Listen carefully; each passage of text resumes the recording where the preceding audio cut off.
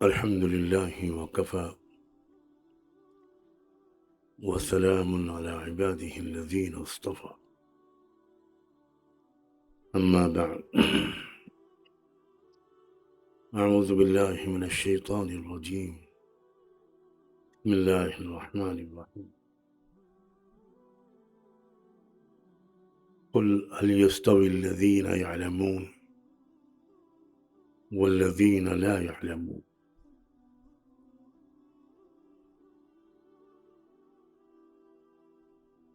سبحان ربك رب العزة عما يصفون وسلام على المرسلين والحمد لله رب العالمين.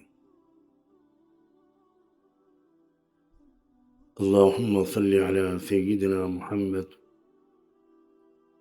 وعلى آل سيدنا محمد وبارك. اللهم صل على سيدنا محمد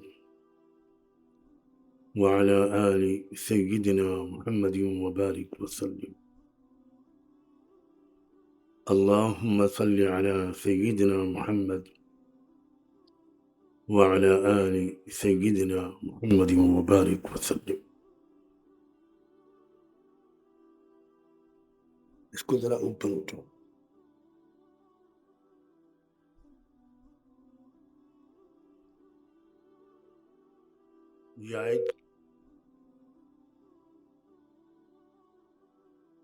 یہ آیت جو میں نے ابھی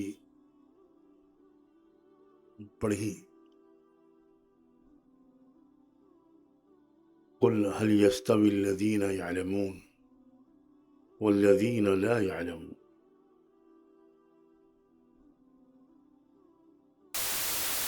اس آیت میں اللہ تعالیٰ نے رحمت دو عالم صلی اللہ علیہ وآلہ وسلم کو ایک حکم دیا ہے، اور وہ حکم یہ ہے کہ آپ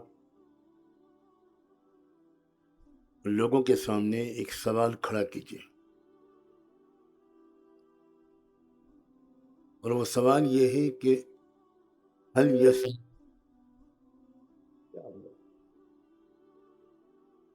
هل يستوي الذين يعلمون والذين لا يعلمون؟ کیا وہ لوگ جو جانتے ہیں اور وہ لوگ جو نہیں جانتے، یہ دونوں برابر ہو سکتے ہیں؟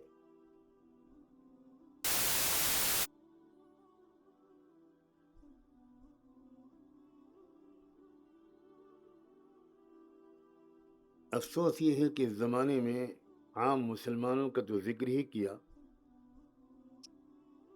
اکثر علماء نے بھی قرآن کو غور کر کے پڑھنا چھوڑ دیا،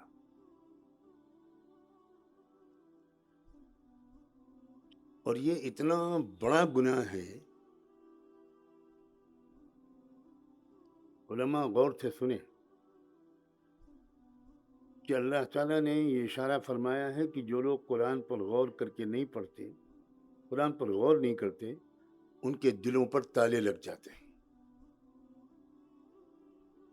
افلا یتدبرون القرآن ام علی قلوب اقفالها.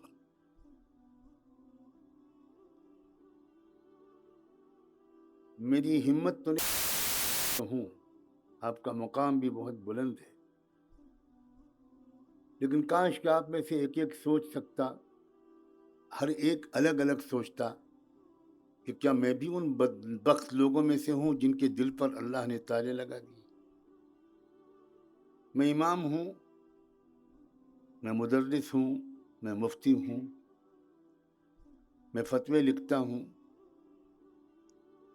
تقریریں کرتا ہوں، نکاح پڑھاتا ہوں، نماز جنازہ پڑھاتا ہوں، خوب عوام کو نصیحت کرتا ہوں، اور مجھے خود یہ خبر نہیں ہے کہ میرے دل پر تالے لگے ہوئے.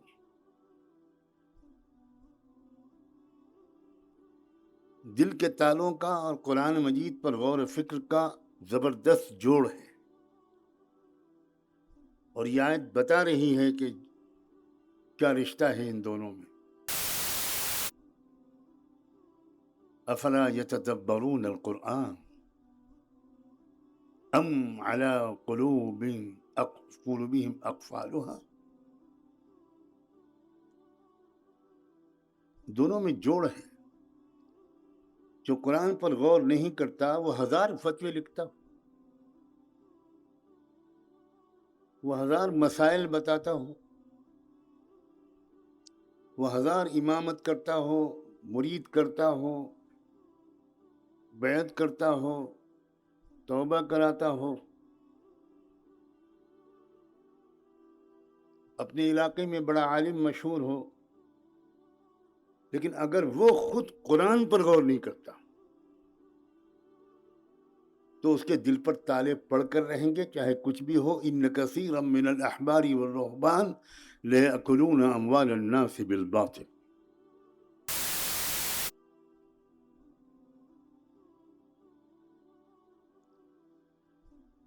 اگر قرآن پر کوئی بھی طالب علم غور کرتا تو ایک سوال اس آیت کے ذیل میں اس کے دل میں ضرور آتا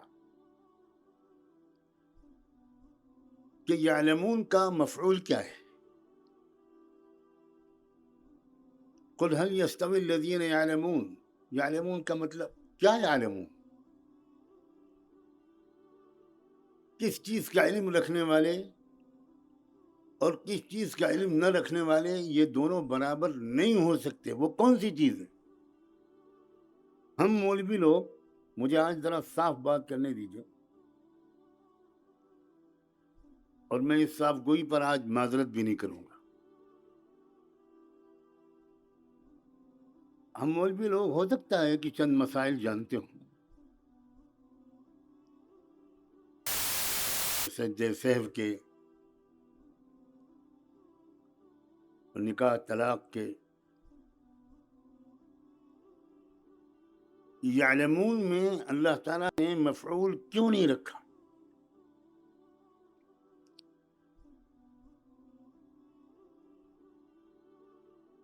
ہم لوگ ہمیشہ ہی بیان کے پہلے یہ آیت پڑھتے ہیں اور اس کے بعد جو اس کی تشریح کرتے ہیں وہ اس کو سن کر میں بتا نہیں سکتا کہ میری کیا کیفیت ہوتی، کیونکہ یعلمون سے ہم لوگ جو مراد لیتے ہیں وہ یہ ہے کہ کیا مدرسے کی سند لے کر عالم بننے والا اور سند کے بغیر پھرنے والا انسان یہ دونوں برابر ہو سکتے ہیں؟ تو اس آیت کے ذریعے سے ہم اپنی فضیلت عوام کو سمجھاتے ہیں، اور قرآن کا اس آیت کا استعمال اپنی فضیلت جتانے کے لیے، اپنے کبر و غرور کو لوگوں کی تحقیر کے لیے، لوگوں کا دل توڑنے کے لیے استعمال کرتے ہیں. اس سے بڑھ کر قرآن کی تحریف تو شاید یہودیوں نے بھی نہیں کی تھی.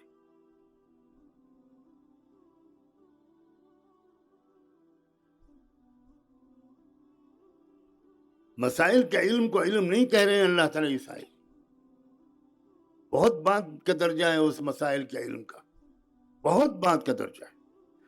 صحابہ میں سے اکثر مسائل کا علم نہیں رکھتے تھے، وہ دوسرے 14-15 صحابہ سے پوچھتے تھے.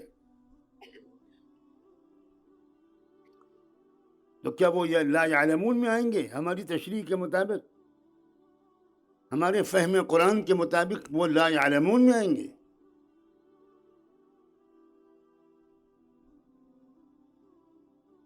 یعلمون کا سب سے بڑا متعلق ہے اللہ. کیا وہ لوگ جو اللہ کو پہچانتے ہیں، جو اللہ کی قدرت کو، اللہ کی صفات کو، اللہ کی طاقت کو، اللہ کے جلال و جمال کو، اللہ کی شان رحیمی اور قہاری اور جباری کو، اللہ کی شان عزیز ذو انتقامی کو، جو اللہ کی طاقت کو پہچانتے ہیں اور جو اللہ کی طاقت کو نہیں پہچانتے، کیا یہ دونوں برابر ہو سکتے ہیں؟ جس کے بعد ساری دنیا کی فقہ و حدیث کی کتابوں کا علم ہو لیکن اللہ کی ذات کا علم نہ ہو، اس کے دل میں اللہ کی خشیت اور محبت نہ ہو، وہ اللہ کی دیدار کے لیے تڑپے نہ، اس کے دل میں اللہ کی ملاقات کا اشتیاق نہ ہو، جو پہچانتا ہی نہیں اللہ کی محبوبیت کو، اللہ کی حاکمیت کو، وہ علم والا بالکل نہیں ہے۔ دنیا کے سب سے بڑے مدرسے کا شیخ الحدیث، ہم مولویوں نے بھی علم کا مطلب نہیں سمجھا، عوام کیا سمجھیں گے؟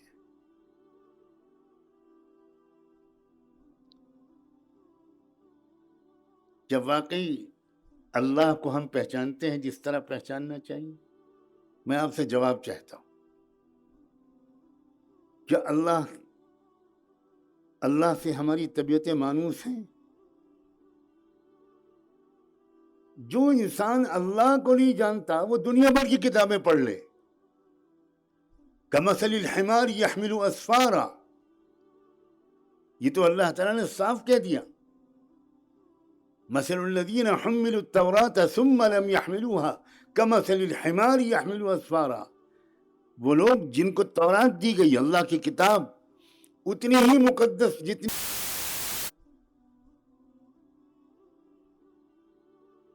لیکن انہوں نے اس کتاب کی قدر نہ کی، وہ تو خچر اور گدھے کی طرح ہیں جس کی پیٹھ پر بہت سی کتابیں لاد دی گئی۔ یہ ہے مثال ہماری آپ کی، کمثل الحمار یحمل اسفارا۔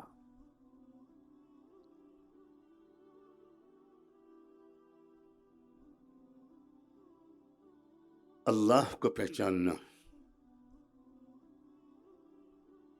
جس انسان کو اللہ کی کچھ بھی پہچان حاصل ہو جاتی، اس کی ذات، اس کی صفات، اس کا جمال، اس کی جلال، اس کی شان کبریائی، اس کی عطا،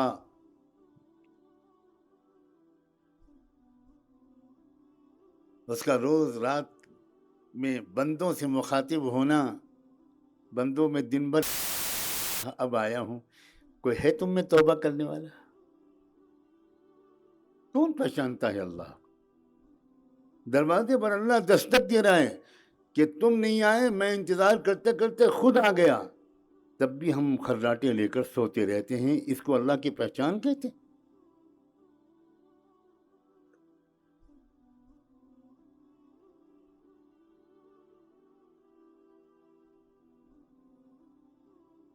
پھر اللہ کے بعد انبیاء علیہ السلام کی پہچان، امام الانبیاء، سید الانبیاء، خاتم النبیین، رحمت دو عالم صلی اللہ علیہ وسلم کی ذات کی پہچان،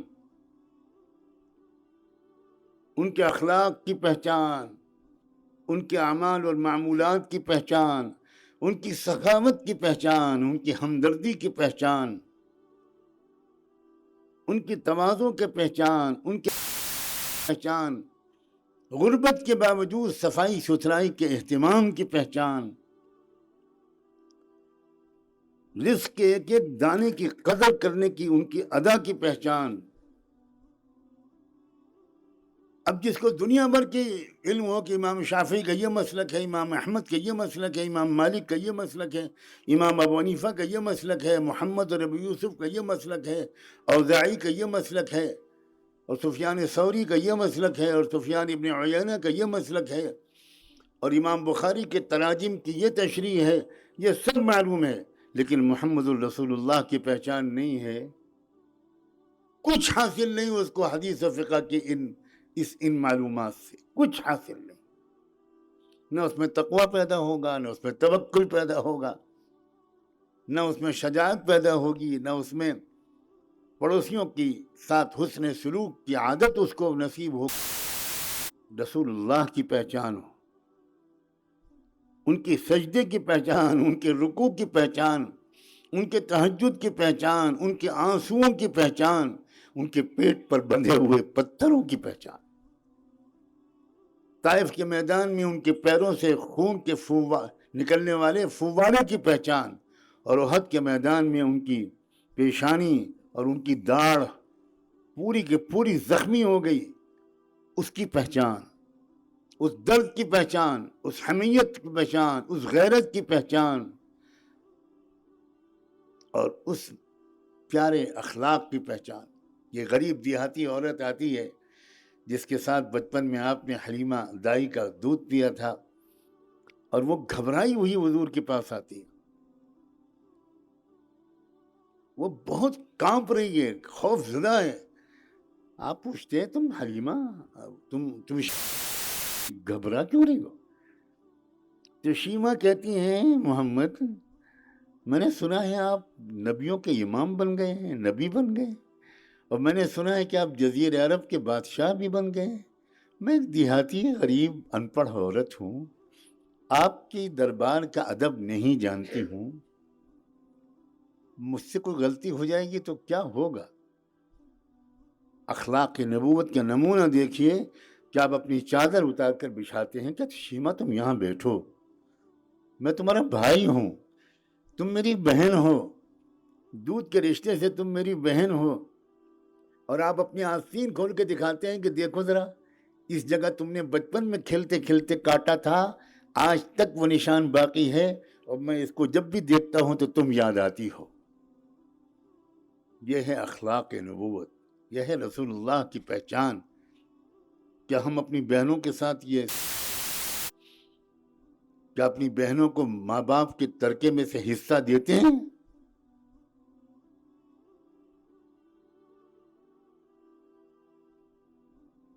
وہ بہن جس کی شادی امیر گھر میں ہو گئی، اس کی عزت کچھ اور ہوتی ہے ہمارے گھروں میں، اور وہ بہن جس کی شادی غریب گھر میں ہو گئی، اس کی عزت، اس کا مقام ہمارے گھروں میں کچھ اور ہوتا ہے. کیسا علم ہمارے پاس؟ کیوں دھوکے میں ہم علماء ہیں؟ آج کی مجلس میں اگر میرے دل سے یہ دھوکہ نکل جائے کہ میں عالم ہوں تو میں سمجھوں گا کہ شاید یہ مجلس کامیاب ہے. سراسر جھوٹ ہے کہ ہم علماء ہیں. اس سے بڑھ کر اس آسمان کے نیچے کوئی جھوٹ ہی نہیں بولا گیا کہ ہم علماء ہیں. ہماری نظریں غیر محرموں سے رک پاتی ہیں.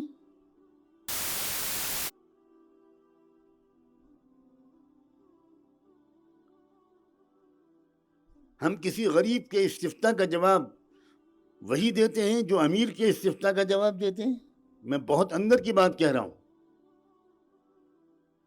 فتویٰ امیر کو وہ ملتا ہے جس سے امیر خوش ہو، اور غریب کو فتویٰ وہ ملتا ہے جو شریعت کا حکم ہو. کیوں؟ اس لیے کہ ہم نے کتاب پڑھی ہے، اللہ کو نہیں پہچانا، بالکل نہیں پہچانا. حالانکہ ہمارا پہلا سبق کیا تھا؟ اردو کی پہلی کتاب میں الف سے اللہ کو پہچان، بے سے بڑوں کا کہنا مان.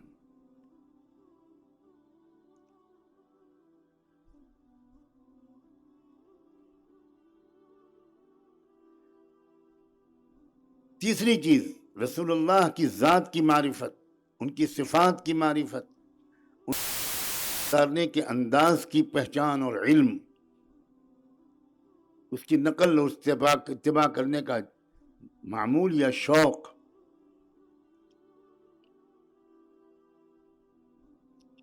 اور تیسری چیز آخرت کا علم.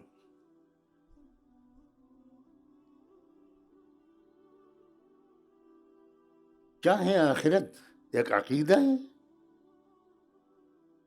صرف عقیدہ ہے کہ آخرت ہے، بالکل برحق ہے، روز محشر برحق ہے، جنت دوزخ برحق ہے.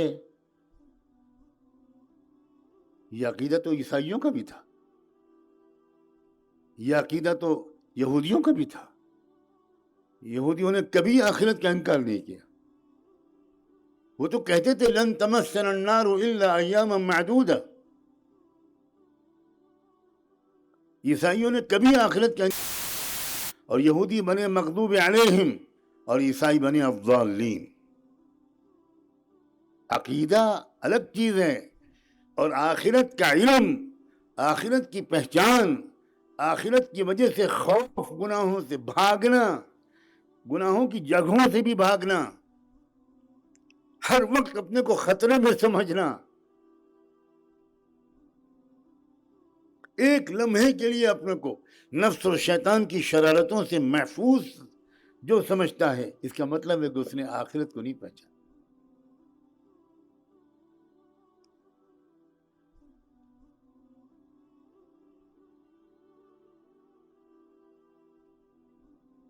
آخرت کی شروعات ہوگی موت کے وقت سے. کیا ہم جانتے ہیں کہ موت ہماری کیسے آئے گی؟ کیا ہمیں فکر ہے کہ اللہ موت کے وقت کی تکلیف کو آسان کر دینا؟ سجدے میں پڑھ کر رسول اللہ صلی اللہ علیہ وآلہ وسلم، حضرت عائشہ بتاتی ہیں کہ جو دعائیں سب سے زیادہ مانگتے تھے اس میں ایک دعا سید الرسل امام الانبیاء یہ مانگتے تھے کہ اللہم اعنی علی سکرات الموت، اللہم اعنی علی غمرات الموت. اس لیے کہ وہ موت کو پہچانتے تھے، وہ آخرت کو پہچانتے تھے. وہ دعا مانگتے تھے ہر نماز کے بعد کہ اللہم انی اعوذ بک من فتنة القبر ومن عذاب القبر. کیا ہم کو ڈر لگتا ہے؟ اپنی موت کے وقت یاد آتا ہے ہم کو؟ آخرت کا علم نہیں ہے تو کچھ بھی نہیں ہے. یعلمون ظاہرا من الحیات الدنیا وهم عن الآخرت هم غافلون. آخرت کا علم جس کے پاس نہیں، قرآن نے مان کہہ دیا کہ وہ غافل ہے. اور غفلت والا معصیتوں سے نہیں بچ سکتا.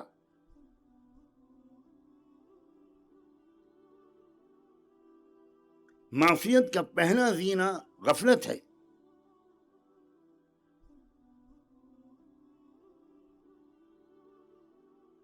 قل هل يستوي الذين يعلمون والذين لا يعلمون. اللہ کو پہچاننا، اللہ کے رسول کو پہچاننا پوری تفصیلات کے ساتھ.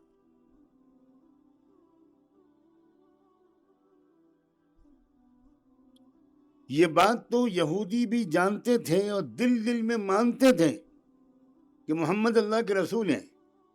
یعرفونہ کما یعرفون ابناءہم. تو جو ہم مانتے ہیں وہ یہودی بھی مانتے تھے.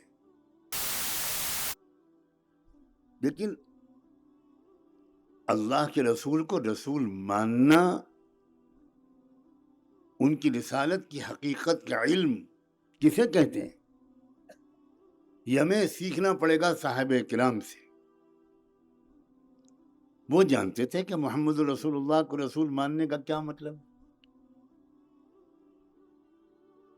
علم رسالت کی تفصیلات اور اس کے تقاضے کیا ہیں.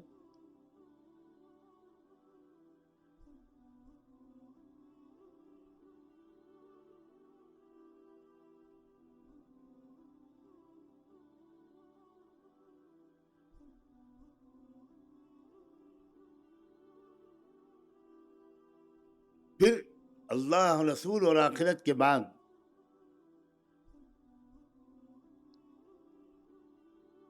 قرآن کا علم. قرآن کو پر غور کرنا، قرآن کو سمجھنا. الرحمن علم القرآن خلق الانسان. عجیب و غریب بات ہے، انسان کی تخلیق کا تذکرہ اللہ بعد میں کر رہے ہیں اور قرآن کا علم سکھانے کا تذکرہ پہلے کر رہے ہیں. ترتیب کیا ہونی چاہیے تھی؟ خلق الانسان پہلے ہوتا اور علم القرآن بعد میں ہوتا. مگر کیا اشارہ شاید اللہ نے فرمایا کہ جس نے قرآن کو نہیں سمجھا، جس نے قرآن مجید کو گہرائی سے نہیں سمجھنے کی کوشش کی، وہ انسان ہی نہیں ہے، وہ حیوان ہے. انہم الا کالانعام بل ہم اضل سبیلا.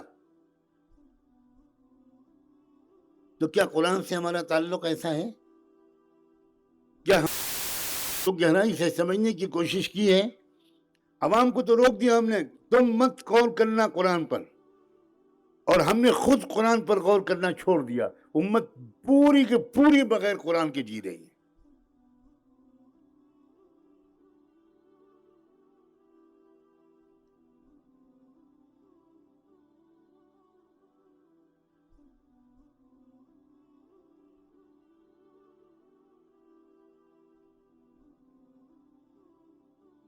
کس چیز کے، کن چیزوں کے جاننے والوں کو علماء کہا جا سکتا ہے اور کہا جانا چاہیے، اور کیا ہم ہیں وہ عالم؟ یہ میں سوال کھڑا کر کے آج جانا چاہتا ہوں۔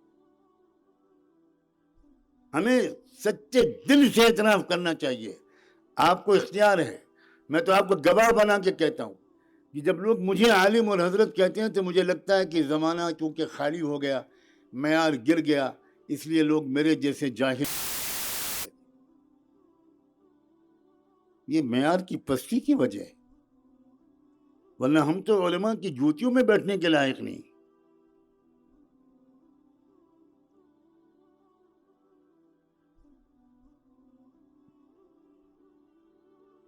عالم کہتے تھے صدیق اکبر کو، عمر فاروق، عثمان غنی، علی مرتضی، امہات المومنین، ابو سعید خدری، خالد بن ولید، کعب الاحبار، ابی بن کعب، عبداللہ بن مسعود، عبداللہ بن عباس، عبداللہ بن عمر، عبداللہ بن عمرو۔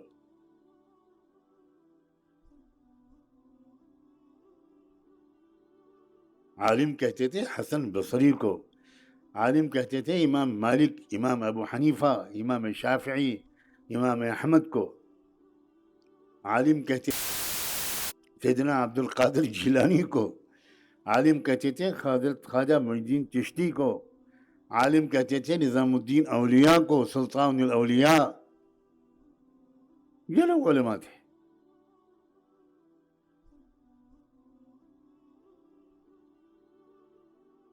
ورنہ جہاں تک مسائل کے علم کا سوال ہے، خدا کرے کہ میری یہ بات غلط ہو، رئیس المنافقین کو ہم سے اور آپ سے زیادہ مسائل کا علم تھا،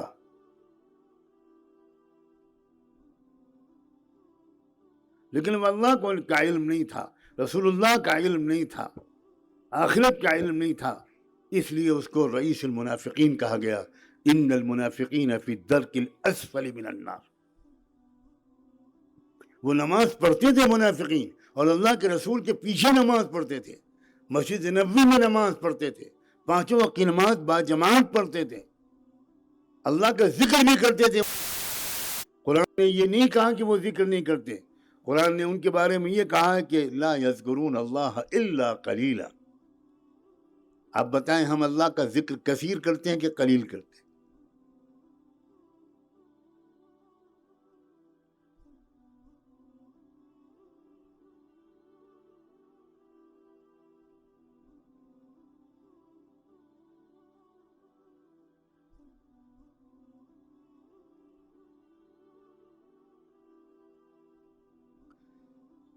اللہ کی سنت کا علم اور اللہ کی قدرت کا علم، یہ اللہ کی ذات اور صفات کے ساتھ جڑا ہوا ہے۔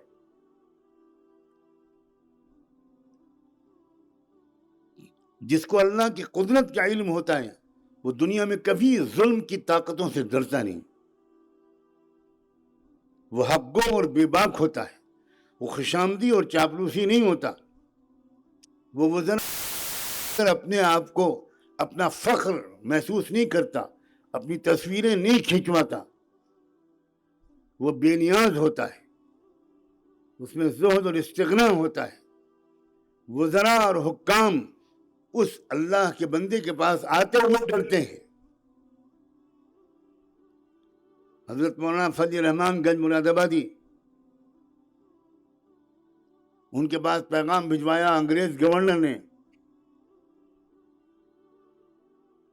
نواب چھتاری جنہوں نے علی گڑھ مسلم یونیورسٹی کے لیے اپنی ہزاروں یا سینکڑوں ایکڑ زمین دی تھی، وہ حضرت مولانا فضل الرحمان گنج مراد آبادی کے عقیدت مند اور مرید تھے، اور چونکہ وہ اتنی بڑی شخصیت تھی تو ان کا انگریز حکومت سے بھی رابطہ تھا۔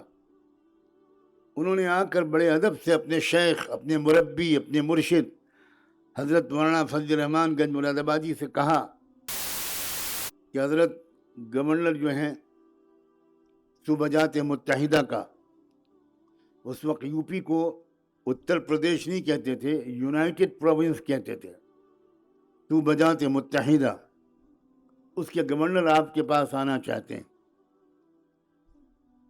حضرت خاموش رہے۔ تھوڑی دیر کے بعد نواب اسماعیل نے کہا کہ حضور میری رائے ہے کہ اجازت دے دیجئے، تھوڑی دیر بیٹھ کے چلا جائے گا۔ فرمایا آنے دو.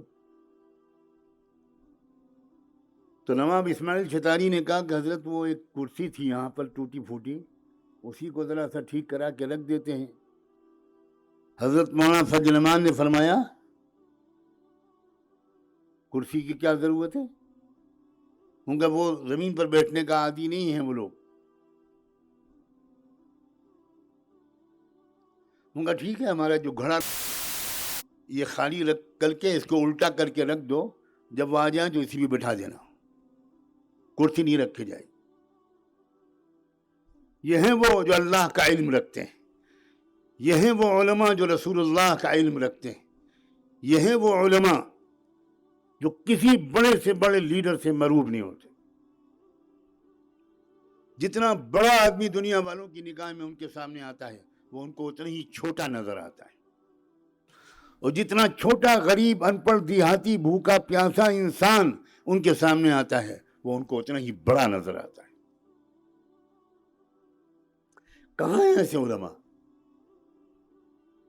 ہمیں آپ کو اپنے آپ کو علماء کہنے کا حق ہے؟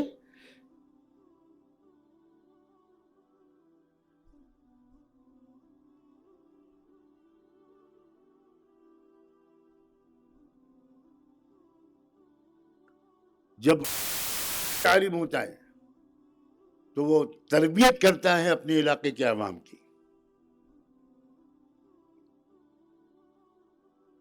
تربیت وہ کر سکتا ہے جس نے خود تربیت لی ہو،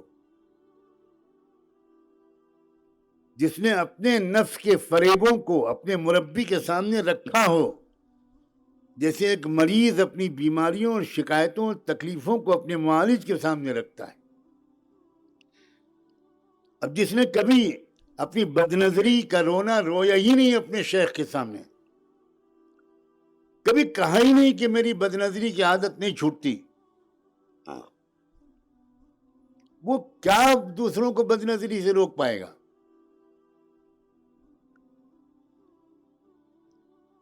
جس نے تقوی کے تقاضے سر سے پیر تک، سر کے ایک ایک بال سے لے کر پیروں کے ناخنوں تک، تقوی ہم سے کیا چاہتا ہے؟ تقوی کہتے کس کو ہیں؟ جس کو یہ نہیں معلوم وہ یہ بتا سکتا ہے کہ بیضاوی نے تقوی کی تشریح میں یہ لکھا ہے، جلالین میں یہ لکھا ہے، یہ بتا سکتا ہے، لیکن اس کو دیکھ کر کسی کے اندر تقوی منتقل نہیں ہو سکتا.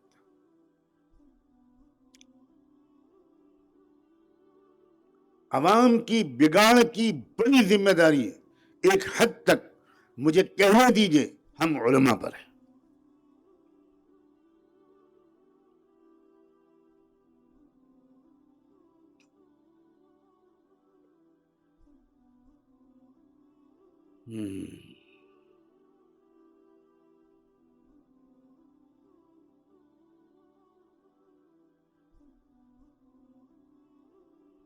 اللہ، رسول اور آخرت، اس کے بعد جو علم ہے وہ ہے معاملات کا علم، معاشرت کا علم، اخلاق کا علم، حقوق العباد کا علم اور ان کی ادائیگی، ان کی فکر، ان کی اہمیت.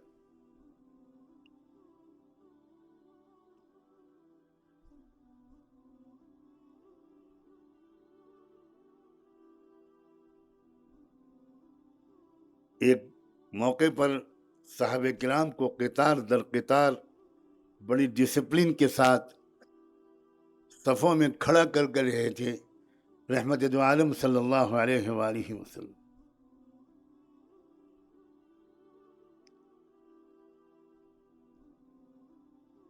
آپ ایک ایک کے سامنے گزر رہے تھے اور اس پر نظر ڈال رہے تھے کہ بالکل صحیح صف بنی ہوئی ہے کہ نہیں.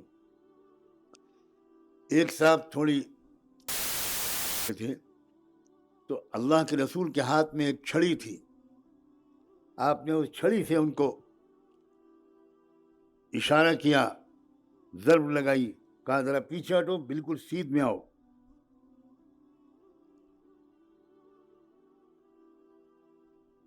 اب سنیے بندوں کے حقوق کے علم کا کیا درجہ ہے. کہ اپنی وفات سے تھوڑی دیر پہلے سنیے کس کی وفات کا تذکرہ کر رہا ہوں میں. امام الانبیاء خاتم النبیین رحمت دو عالم صلی اللہ علیہ وآلہ وسلم کی وفات سے پہلے آپ کو یاد آیا تو آپ نے باہر مجمع جو صحابہ کرام کا زار و قطار رو رو کر دعائیں کر رہا تھا، آپ نے اس میں پیغام بھجوایا، بظاہر اب میری منتقلی کا وقت بہت قریب آ گیا، ذرا اعلان کروا دو پورے مدینے میں. کبھی کسی کو مجھ سے شکایت ہوئی ہو، کبھی کسی کو مجھ سے تکلیف پہنچی ہو، کبھی کسی کو مجھ سے اذیت پہنچی ہو، ابھی وقت ہے، ابھی میں زندہ ہوں، آ جائے اور مجھے یا تو بدلہ لے لے یا معاف کر دے، اللہ کے ہاں میں نہ پکڑا جاؤں. باہر یہ پیغام جب نشر کیا گیا تو صحابہ دہاڑ مار کر رونے لگے، چیخیں نکل گئی ان کی. کیا فرما رہے ہیں اللہ کے رسول؟ مگر آپ حیران ہو گئے یہ سن کر کے. ایک صاحب اٹھ گئے اور انہوں نے اعلان کیا کہ بھائی ہاں، ایک بار رسول اللہ نے مجھے قمچی ماری تھی کمر پر، بھائی میں تو جاؤں گا. ہم اور آپ ہوتے تو اس کو گالی دے کے بٹھانے لگتے، مگر تربیت تھی رسول اللہ کی کہ سیدنا علی یا سیدنا حسن جو بھی ہوں، وہ ان صاحب کو بڑے احترام کے ساتھ حضور کے پاس لے گئے. حضور پڑھیں، آخری درجے کی کیفیت ہے، بظاہر چند منٹوں یا گھنٹوں میں روح پاک رخصت ہو جائے گی، رفیق اعلیٰ سے جا ملے گی، اور اس وقت کہا جاتا ہے کہ آپ نے اعلان کروایا تھا یہ صاحب آئے ہیں. حضور فرماتے آؤ آؤ آؤ، اللہ تمہارے احسان کا صلہ دے. وہ کہتے ہیں فلاں موقع پر آپ نے قمچی ماری تھی میری کمر میں، تو آپ اپنے لوگوں سے کہتے ہیں مجھے کروٹ دلا دو تاکہ اسی جگہ کمر پر یہ بندہ مار کر مجھے گناہ سے بچا لے. سیدہ فاطمہ اندر سے چیخنے لگتی ہیں. حضرت فضل بن عباس کہتے ہیں یہ کون شخص ہے بھائی، یہ کون گستاخ ہے؟ حضور فرماتے خاموش رہو، یہ میرا محسن ہے، یہ میرا محسن ہے. آپ کو کروٹ دلوائی جاتی ہے، آخری حالت ہے آپ کی، اور وہ شخص کیا کرتا ہے؟ آپ کی مہر نبوت سے چمٹ کر بوسہ لینے لگتا ہے. وہ کہتا ہے اے آقا نامدار، برباد ہو وہ شخص جس کو کبھی آپ سے تکلیف پہنچی ہو، آپ تو رحمت للعالمین تھے. میں نے تو یہ بہانہ کیا تھا، میں چاہتا تھا کہ آپ کے دنیا سے رخصت ہونے سے پہلے ایک بار میرے ہونٹ آپ کی مہر نبوت سے مس ہو جائیں تاکہ قیامت میں اللہ تعالیٰ آپ کے مہر نبوت سے ٹچ ہو جانے کی وجہ سے مجھے جہنم کی آگ سے بچا لے. یہ سب میں نے اس لیے کیا تھا. جاتے جاتے حضور فرما گئے ایک دوسرے کا حق تم پر کتنا ہے. کیا کبھی کسی استاد نے اپنے شاگرد سے معافی مانگی ہے کہ تم کو جب میں حفظ کرا رہا تھا تو بہت مارا تھا میں نے؟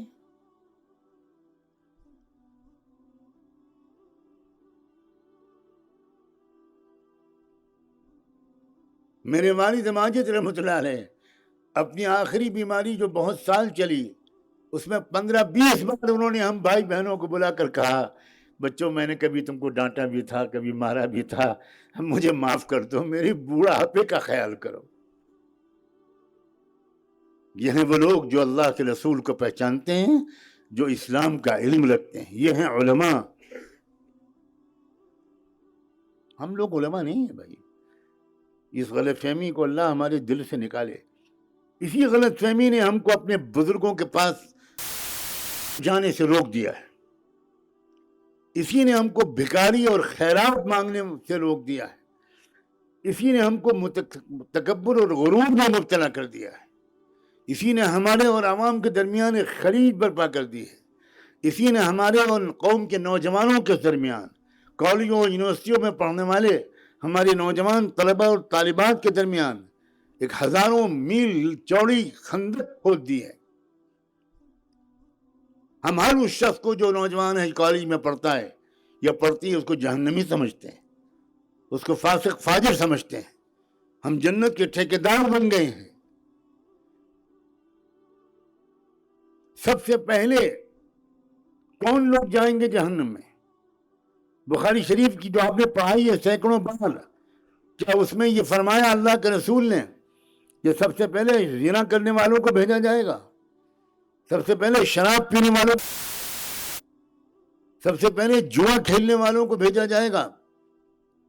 آپ نے فرمایا, اور سیدنا ابو ہریرہ جب یہ روایت کرنے لگتے تھے تو چیخ مار کر گر جاتے تھے اور بے ہوش ہو جاتے تھے.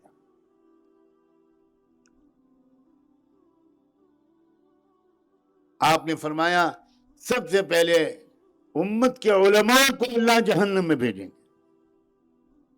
علماء سوء یشترون الحیات الدنیا یشترون بعہد اللہ ثمنا قلیلا, جنہوں نے دین کے علم سے دنیا کمائی, مرتبہ کمایا, عزت کمائی, روب جمایا, فتوے دیے.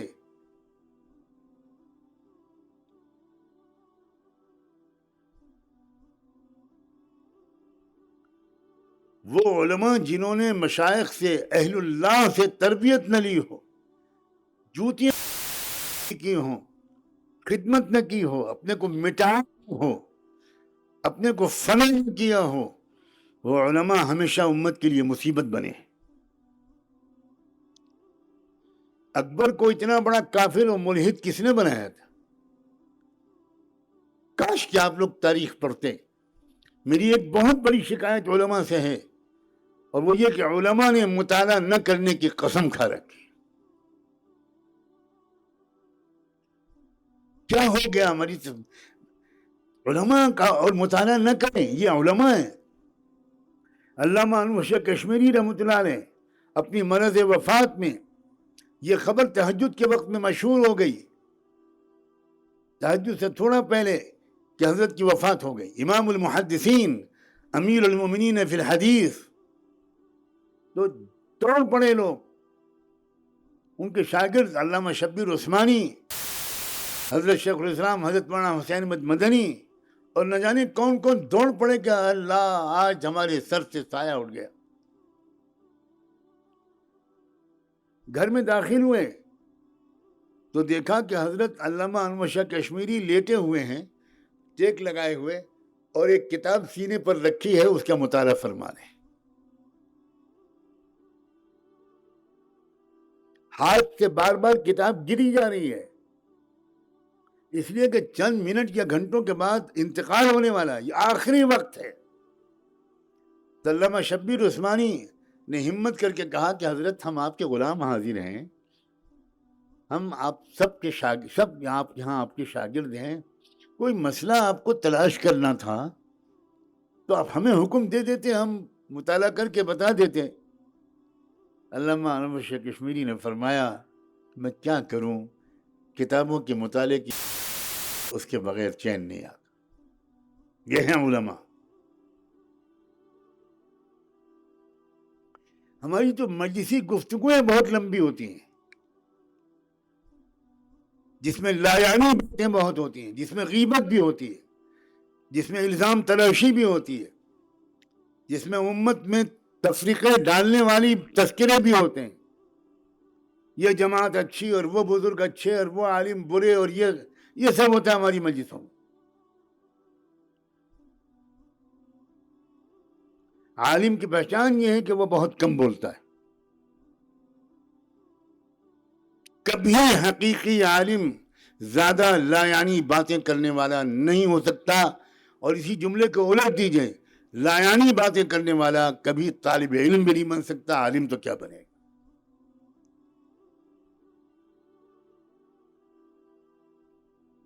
گا. صلی اللہ علیہ وآلہ وسلم طویل الصمت دائم الاحزان, بہت دیر خاموش رہتے تھے اللہ کے رسول, گھنٹوں صحابہ بیٹھے اور حضور خاموش.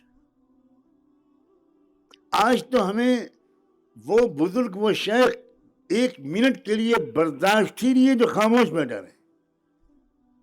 ہمیں تو مشاعروں کی غزل چاہیے، ہمیں تو لچھے دار تقریریں اور بیان چاہیے. ہم جانتے ہی نہیں کہ دل کو دل سے راہ ہوتی ہے. دل تو ہمارے مر چکے، اور ہم نے اپنے دل کو کسی صاحب دل کے دل سے جوڑنا سیکھا ہی نہیں. حضرت جی معین انعام الحسن صاحب رحمۃ اللہ علیہ پورے عالم میں کروڑوں انسان ان کو اپنا شیخ اور امیر مانتے تھے، اور نہ جانے کہاں تک ان کا فیض پہنچا. دنیا میں سب سے کم بول پانی تھے، دنیا میں سب سے کم، پوری دنیا میں سب سے کم. عصر بعد ان کی عمومی مجلس ہوتی تھی، اور لوگ بیچارے جو پہلی بار آتے تھے وہ یہ سمجھ کر آتے تھے کہ بھئی حضرت جی کا کچھ ملفوظات سننے کو ملیں گے، کچھ نصیحتیں ملیں گی. پوری مجلس 1 گھنٹے کی ایک لفظ بھی حضرت نہیں بولتے تھے، ایک لفظ بھی. لیکن جو لوگ سچی طلب لے کر آتے تھے، جن کے اندر وہ دل زندہ ہوتا تھا، میں ان کو دیکھتا تھا کہ وہ بیٹھے ہوئے ہچکیاں لے کر رو رہے ہیں. جن کے دل مردہ ہو چکے اور جن کو دل سے دل جوڑنا نہیں آتا. میں چھوٹا آدمی ہوں، بڑی بات کہنے والا ہوں، چھوٹا منہ بڑی بات، انہیں شاید کبھی بھی اصلاح ان کی ہو ہی نہیں سکتی، ہو ہی نہیں سکتی. آج یہ مسافہ کرتے ہیں، آدمی کہتا ہے حضرت کوئی نصیحت فرما دی. یہ دلوں کے مردہ ہونے کی علامت ہے.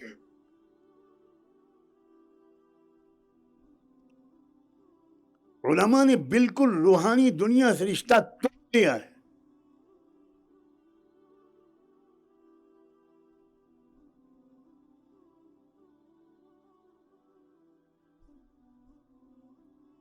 اکبر اپنے نوجوانی میں علماء، مشائخ، بزرگوں کا اتنا احترام کرتا تھا کہ شہزادہ ہونے کے باوجود اور تخت شاہی کا وارث ہونے کے باوجود تمام علماء کی جوتیاں اکبر خود سیدھا کرتا تھا. اور اکبر نے وسط احترام یہ کیا کہ علماء کی ایک درخواست کی کہ میری تربیت کے لیے آپ حضرات آ جائے. میں ایک وقت فارغ کروں گا جس میں آپ سب تشریف لائیں گے اور میں ادب سے آپ کی نصیحتیں سنوں گا. اتنا بھولا بالا، اتنا سیدھا، نیک دل قسم کا انسان تھا.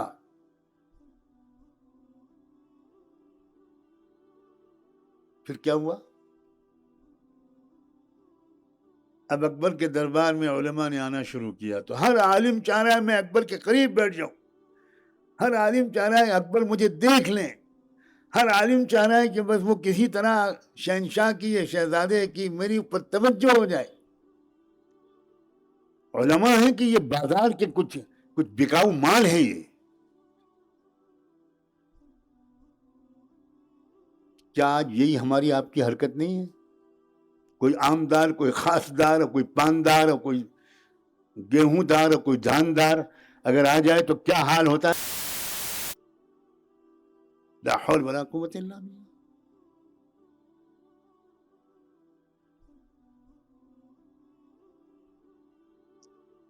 اور اس کے بعد جو علماء نے باتیں شروع کی تو ایک عالم نے کچھ کہا تو دوسرے عالم نے اس کی کاٹ شروع کی اکبر کے سامنے، اور تیسرے نے کہا کہ نہیں یہ بالکل گمراہ فرقے کا آدمی ہے، کافر ہے، یہ کافر ہے، ہم نے فتویٰ دے رہے ہیں یہ کافر ہے. اب وہ آدمی اس کا جواب دے. اکبر پریشان ہو گیا کہ یہ کیا ہوا، یہ ہوا کیا؟ میں نے تو ان حضرات کو بلایا تھا اپنی اصلاح و تربیت کے لیے. اصلاح و تربیت کون کریں گے؟ جو آپس میں لڑیں گے وہ اصلاح و تربیت کریں گے. جن کے درمیان حسد ہوگا، جن کے درمیان ایک دوسرے کو نیچا دکھانے کا جذبہ ہوگا، جن کے اندر اصلاح کریں گے. ٹٹولیے اللہ کے واسطے، ٹٹولیے اپنے دلوں کو، ٹٹولیے اللہ کے واسطے. کسی دوسرے عالم کی جب شہرت زیادہ ہوتی ہے تو بتائیے آپ کو خوشی ہوتی ہے کہ پریشانی ہوتی ہے؟ ایک علاقے کے علماء اکثر آپس میں لڑتے ہوئے دکھائی دیتے ہیں. اس کا کیا مطلب ہے؟ اس کا مطلب یہ ہے کہ یہ کتابی علم ہے، انہوں نے اللہ کا علم حاصل نہیں کیا، ان کے پاس رسول اللہ کا علم نہیں ہے، ان کے پاس آخرت کا علم بالکل نہیں ہے. یہ تو گدھے کی طرح ہیں جس کے اوپر کتابوں کا بوجھ لاد دیا گیا. اور اسی سے بدزن ہوتے ہیں لوگ، تاجر بدزن ہوتے ہیں، نوجوان بدزن ہوتے ہیں، پروفیشنل بدزن ہوتے ہیں، انٹلیکچوئلز بدزن ہوتے ہیں، امت کے باصلاحیت اہل قلم بدزن ہوتے ہیں کہ ان سے تو اچھے ہم ہی ہیں.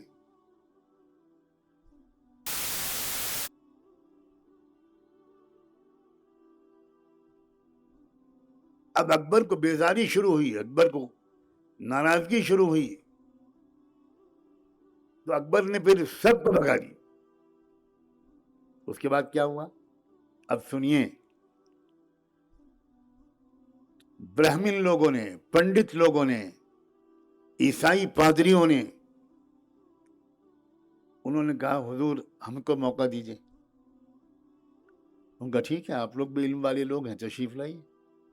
اب وہ لوگ بڑے سلیقے سے ایک دوسرے کے احترام کے ساتھ، بہت ایک دوسرے کی محبت کے ساتھ، ایک دوسرے کو آگے بڑھاتے ہوئے بہت آداب کے ساتھ، سلیقے کے ساتھ بات کرتے تھے. اور جو پہلا بات کرتا تھا دوسرا اس کی تائید کرتا تھا. ان کے چال ڈھال بہت مہذب، چھوڑ کر آگے بیٹھنے کی کوشش نہیں کر رہا. کوئی نہیں کوشش کر رہا ہے کہ اکبر کی توجہ مجھ پر ہو جائے. اور ویدانت کی روحانیت کی تعلیم دینی شروع کی. اب اکبر کو اتنی اچھی لگی وہ باتیں کہ یہ تو کوئی لڑائی جھگڑے کی باتیں ہی نہیں کرتے.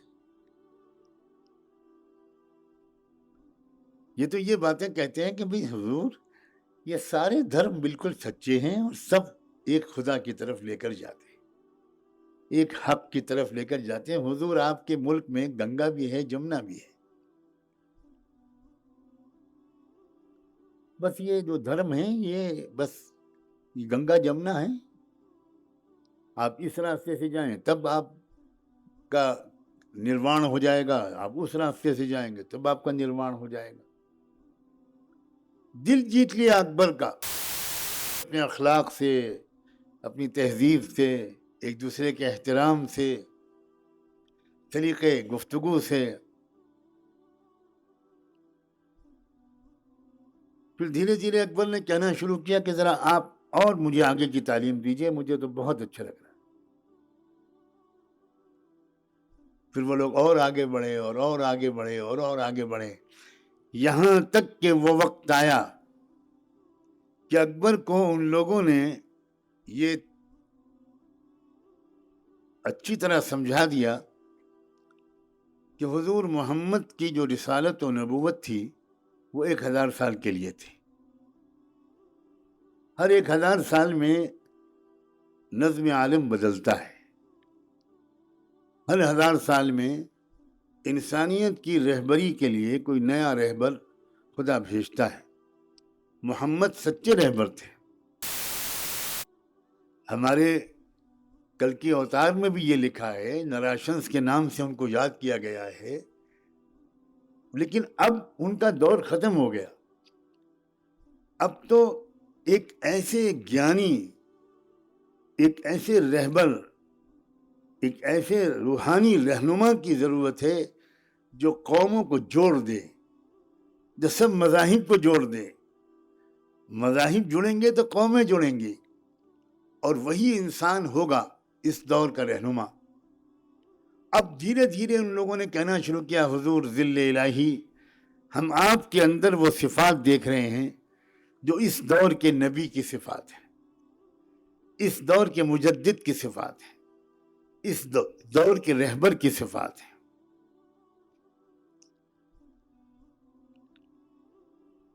اس لیے حضور آپ مانیں یا نہ مانیں، ہمارا روح ہے کہ آپ کو خدا نے چن لیا ہے. اور آپ ایک ایسا دین پیش کریں گے جو قوموں کو جوڑے گا، جس میں اسلام کا بھی کچھ حصہ ہوگا، جس میں ویدک دھرم کا بھی کچھ حصہ ہوگا، جس میں عیسائیت کا بھی کچھ حصہ ہوگا. یہ سب ملا کر آپ پیش کریں گے، تب دیکھیے گا یہ دیش آپ کا، یہ ملک وشو گرو بنے گا. اور آپ ہی ہیں. اب علماء خوب جانتے ہیں، علماء سے زیادہ شاید ہی کوئی جانتا ہو کہ جب صبح شام آپ کے ہاتھ چومے جائیں گے، آپ کی خوب تعریف کی جائے گی، تو ہمارا آپ کا دماغ خراب ہو ہی جائے گا، سوائے اس کے کہ ہمارے اندر تقوی اور اخلاص اندر اتر گیا ہو، اللہ کا خوف اتر گیا ہو، ہم اپنی اوقات پہچاننے لگے ہوں. من عرف قد عرف ربہ، جس نے اپنی ذات کو پہچان لیا اسی کو رب کی معرفت حاصل ہو.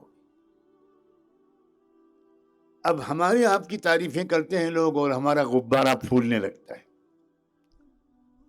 اور ماشاءاللہ ہماری قوم میں ہر جمعرات کو خواب دیکھنے والوں کی بڑی تعداد ہے،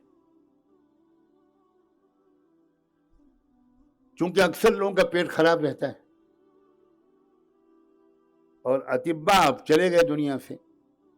جب پیٹ خراب ہوگا تو خواب ہی تو دکھائی پڑیں گے، اور کیا دکھائی پڑے گا. اب کوئی آ کر ہم سے کہتا ہے کہ حضرت ہم نے آپ کو سید احمد شہید کے ساتھ دیکھا،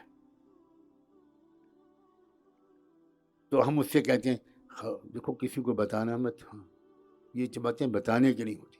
اب وہ معتقد ہوتا ہے کہ حضرت واقعی اخلاص کے تو امام ہیں. اب تو میں بتا کے رہوں گا، کم سے کم لاتور میں تو گلی گلی اعلان کروں گا. اب وہ ہر ایک سے کہتا ہے کہ دیکھو میں نے یہ خواب دیکھا تھا، حضرت کو سید احمد شہید کے ساتھ بیٹھا ہوا، مگر حضرت نے منع تو کیا تھا، مگر بھائی تم میرے بچپن کے دوست ہو، کسی اور کو نہ بتانا. اب وہ جا کر اپنی بیوی سے کہتا ہے، بیوی بہت دن سے کہتی تھی کسی اللہ والے سے مجھے مرید کرا دو.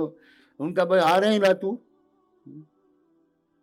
بڑے بڑی آ رہے ہیں، راستے بھر میں ٹریفک میں ہنگامہ ہوگا، شور ہوگا، سارے راستہ چلنے والوں کو تکلیف ہوگی، دھکیلا جائے گا، موٹر سائیکل پر ایسی غنڈہ گردی ہوگی کہ لا حول ولا قوت الا باللہ. آ رہے ہیں حضرت، آ رہے ہیں سید احمد شہید کے ساتھ بیٹھے ہوئے آ رہے ہیں.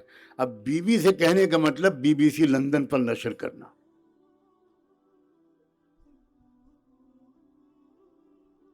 وہ بھی جلدی جلدی اپنی بہنوں سے اور سہیلیوں سے کہی کہ آ جاؤ، مستورات کے بیان میں آنا ضرور ہے. بھائی ہاں بہت بڑی شخصیت آ رہی. کیا بکواس، یہ ہے اسلام. علماء خدا کے بندو، مجھے معاف کرو یا نہ کرو، یہ کیا ہم نے تماشا بنایا ہے اسلام. ہماری جو منہ پر تعریف کرے، ہمیں حکم دیا گیا اٹھاؤ مٹی پھینک دو اس کے منہ پر، اور ہمیں سب سے زیادہ تعریف سے خوشی ہوتی ہے. یہ ہماری مکاری اور ریاکاری کی دلیل ہے. اور ریا معمولی گناہ نہیں ہے، ریاکاری الشرک الاصغر، چھوٹا شرک ہے، شرک. کیونکہ کسی اور اگر ہم سے کوئی خوش ہو رہا ہے اور ہم خوش ہو رہے ہیں تو اس کا مطلب یہ ہو کہ ہم صرف اللہ کو خوش نہیں کرنا چاہتے، ہم غیر اللہ کو بھی خوش کرنا چاہتے، اور اسی کا نام شرک ہے.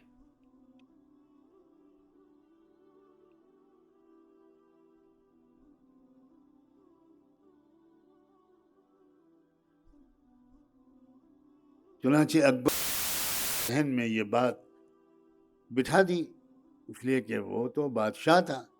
ہم فقیر ہوتے ہوئے خوشامد پرست ہیں، ہم فقیر ہوتے ہوئے چاپلوسی پسند کرتے ہیں، تو حکام اور بادشاہ تو سجدہ کراتے تھے اپنے. ان کا تو مزاج ہی ہے درباری حکم درباریوں کو پسند کرتے ہیں. اور جیسے کہ میں نے کہا کہ جب کوئی ایک بات بار بار کہی جاتی ہے تو اچھے اچھے لوگ اس پر یقین کر لیتے. ایک مولانا صاحب تھے میری آپ کی طرح، عالم تو نہیں کہوں گا میں، مولانا صاحب تھے.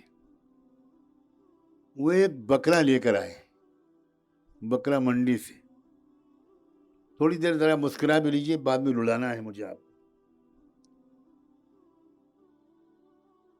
بہت دن کے بعد بکرا ملا تھا، بڑے کا گوشت کھاتے پیٹ بھی خراب ہو گیا تھا، تو کچھ چندے کا کمیشن ملا تھا تو بکرا لے کر آ رہے تھے.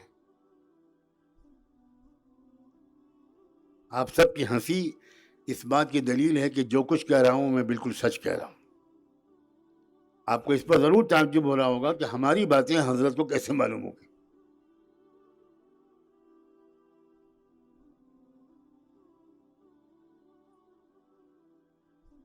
ان کے کچھ شاگرد تھے بڑے سمجھدار ذہین، ان کو بھی بہت دن سے خواہش تھی کہ بریانی ملے، کباب ملے. تو انہوں نے اپنے استاد کو بکرا لے جاتے ہوئے دیکھا تو انہوں نے کہا آج لاٹری نکل آئی.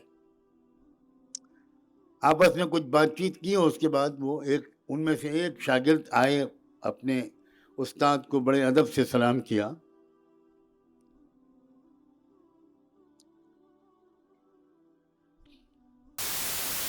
سلام کر کے کہا اپنے استاد سے کہ حضرت آپ یہ کتا لے جا رہے ہیں؟ کتا اور آپ؟ تو استاد نے کہا تمہارا دماغ خراب ہے، گدھے کہیں کے، کتے کا کہیں سینگیں ہوتی ہیں؟ یہ بکرا بکرا. اب شاگرد نے کہا استاد آپ تو کبھی جھوٹ نہیں بول سکتے، اللہ والے آدمی ہیں، مگر میں بتاؤں میں تو دیکھ رہا ہوں یہ کتا ہے اور اچھا نہیں لگ رہا آپ کتا لے کے جا رہے ہیں. استاد نے ڈانٹ کے بھگا دی. اب دوسرا ملا، تھوڑی دور کے بعد اس نے بڑا زوردار سلام کیا اور سلام کر کے استاد سے کہا کہ حضرت یہ آپ کتا لے کے جا رہے ہیں؟ کتا لے کے جا رہے ہیں آپ؟ چی چی چی چی چی چی چی. اب استاد پریشان ہوئے کہ یہ کیا، لیکن استاد نے کہا کہ کیا ہے تم سب بدماش ہو، کتا ہوتا نہیں، یہ بکرا ہے، ابھی بکرا منڈی سے لے کر آ رہا ہوں. بیچارہ ادب والا شاگرد تھا، چلا گیا کہ ٹھیک ہے آپ جیسا فرمائیں. پھر تیسرا ملا تھوڑی دیر کے بعد، اس نے اور زیادہ ادب سے سلام کیا.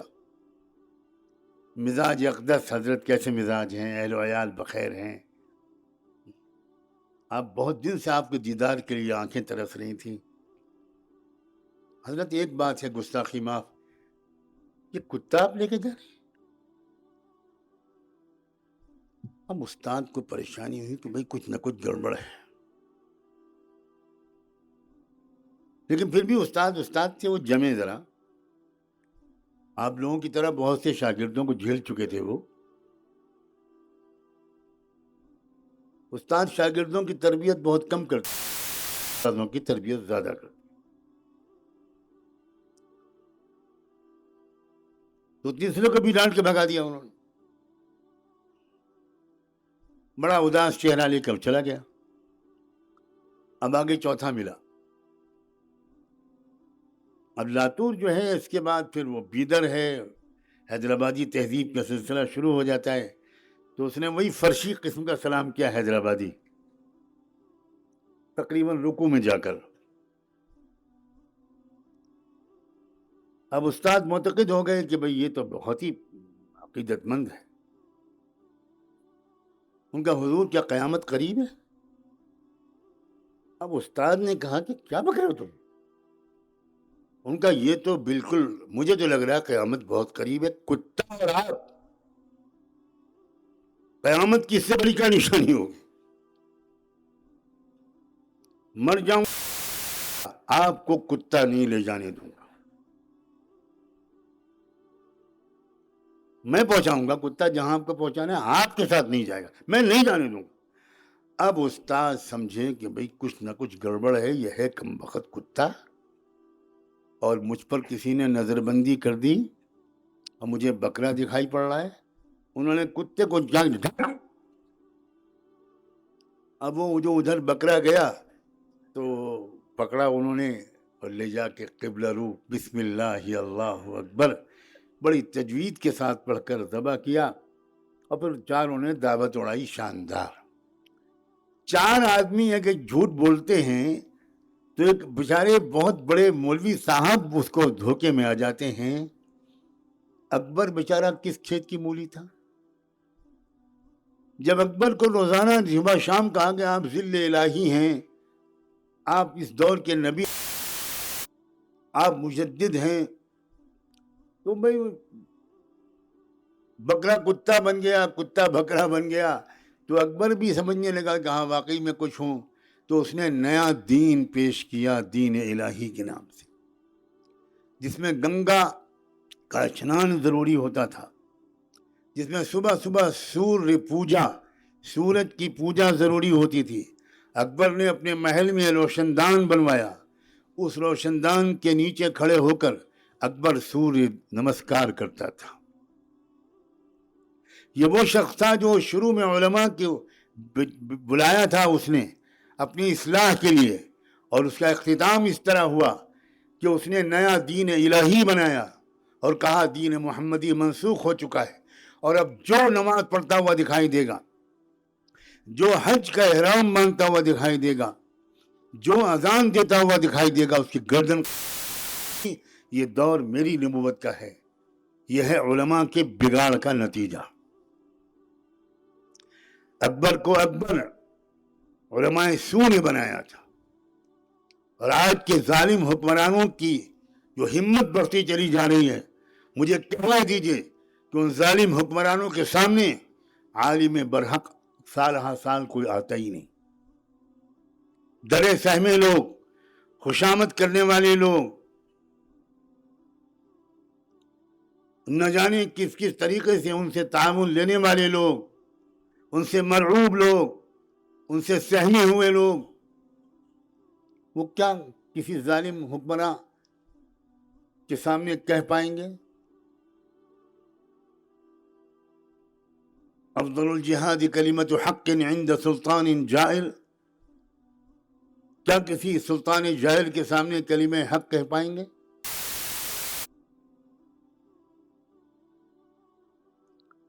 اور علماء جب اپنے مقام سے گرتے ہیں تو وہ آپس میں نہایت واہیات مسائل پر لڑتے رہتے ہیں،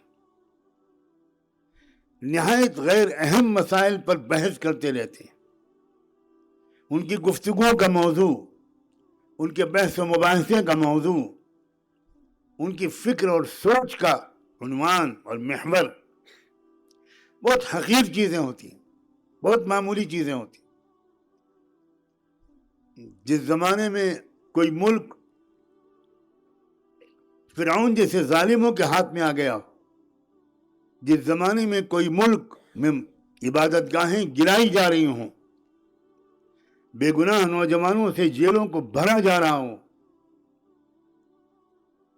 جس زمانے میں پوری امت سے اسلام اور ایمان کو چھینیاں عملاً شروع ہو چکی ہوں، تیز رفتار ہو چکی ہوں، جس زمانے میں 8-9 لاکھ لڑکیاں مرتد ہو چکی ہوں مسلمانوں کی، جس زمانے کے اندر ارتداد ایک سونامی کی طرح پھیل رہا ہو، اس زمانے میں علماء نہایت حقیر، ناقابل ذکر، ناقابل بیان اور ناقابل تصور مسائل میں الجھے ہوئے ہوتے،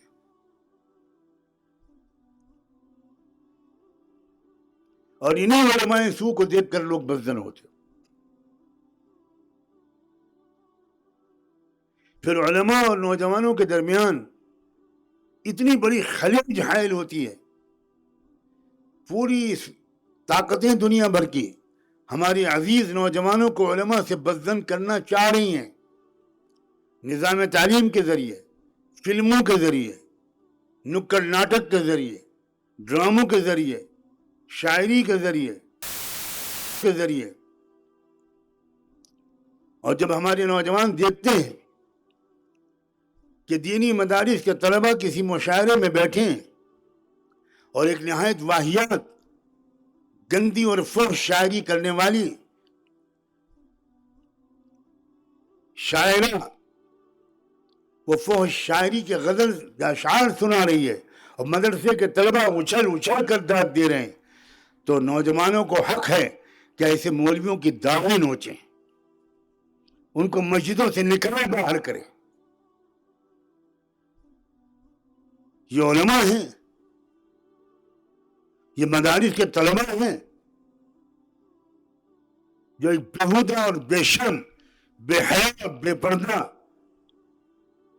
گمراہ اور حواس باختہ اور بد کردار عورت یہ لڑکی کی شاعری پر جھوم جھوم کے داد دے رہے ہیں، اور یہ 7 گھنٹے میں جا کر پڑھیں گے قال قال رسول اللہ، اور یہی کل کو آ کر ممبر پر بیان کریں گے. ان کے بیان کا کوئی اثر علماء پر، عوام پر ہوگا؟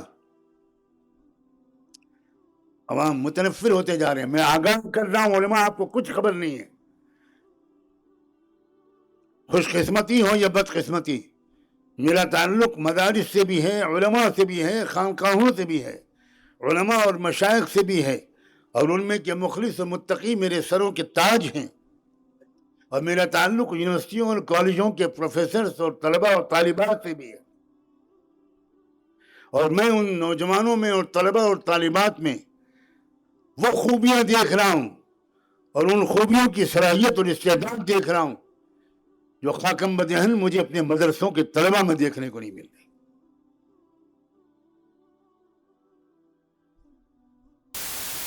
ہمارے مدرسوں کے طلباء احساس کمتری کا شکار ہے.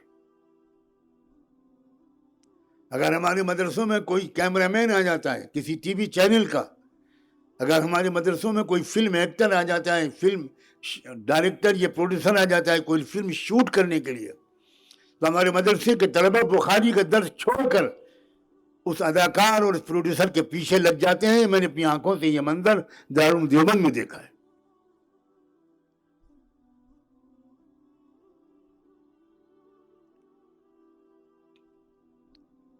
کاش کہ آپ مطالعہ کرتے، آپ فضول مجلسیں نہ گماتے، آپ بہت کم بولتے، آپ روزانہ مفید کتابوں کا مطالعہ ضرور کرتے، تو آپ کو وہ ہزاروں باتیں معلوم ہو چکی ہوتی. روس میں انقلاب کیوں آیا تھا؟ روس کس ملک کو کہتے ہیں؟ آپ کو تو یہ بھی خبر نہیں. یونین اس ملک کو کہتے تھے جہاں امام بخاری پیدا ہوئے، جہاں امام ترمذی پیدا ہوئے، جہاں امام ابو داؤد پیدا ہوئے، جہاں صاحب ہدایہ فرغینانی پیدا ہوئے. سمرقند، بخارا اور تاشقند کو سوویت یونین کہتے ہیں. عزیزو، آپ کو تو یہ بھی خبر نہیں. ان ملکوں کے اندر یہ کمیونزم کیسے آیا؟ ان ملکوں کے اندر دہریت اور الحاد کیسے آیا؟ ان ملکوں میں مسجدوں میں تالے کیسے لگے؟ ان ملکوں میں مسجدوں میں سور پائے گئے. ماننے کا دل نہیں چاہتا اپنے چہروں پر ہم کو. ان ملکوں کی مسجدوں میں شراب خانے کھولے گئے. ان ملکوں کی مسجدوں میں کلب کھولے گئے، زنا کے اڈے کھولے گئے. کس کی وجہ سے؟ آپ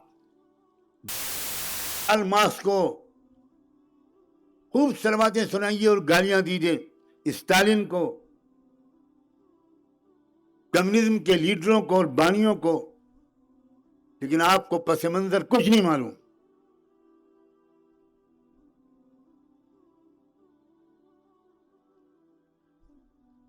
بدکردار علماء کی بدکرداری سے نوجوان متنفر ہونے لگے، اور اس فضا سے فائدہ اٹھایا کمیونسٹ تحریک کے لیڈروں نے، اور انہوں نے کالجوں کے نوجوانوں اور عام نوجوانوں کو علماء سے بدظن کیا، دور کیا، ایک خلیج پیدا کی، ایک گیپ پیدا کیا. اور پھر انہی نوجوانوں نے، یاد رکھیے، کمیونسٹ انقلاب جو آیا اس میں پہلے مسلمان نوجوانوں نے اپنے علماء کو مارا، اپنے علماء کو سڑکوں پر گھسیٹا، اپنے علماء کی داڑیاں جلائیں. میں آگاہ کرنے آیا ہوں کہ یہی ہونے جا رہا ہے آپ کے ملک میں. نکلیے اپنی امت کے اندر سے، نکلیے اس خلوت کے اندر سے جس میں آپ نے اپنے آپ کو ڈال رکھا ہے. اپنے کو جنت کے ٹھیکیدار بننا چھوڑ دیجئے، سمجھنا چھوڑ دیجئے. یہ اللہ بہتر جانتا ہے کہ کون پہلے جہنم میں ڈالا جائے. بخاری کی حدیث سنا رہا تھا میں آپ کو. وہ علماء جو کچھ دوسروں سے کہتے ہیں اس پر خود عمل نہیں کرتے. اللہ کے رسول نے فرمایا سب سے پہلے جہنم میں وہ ڈالے جائیں.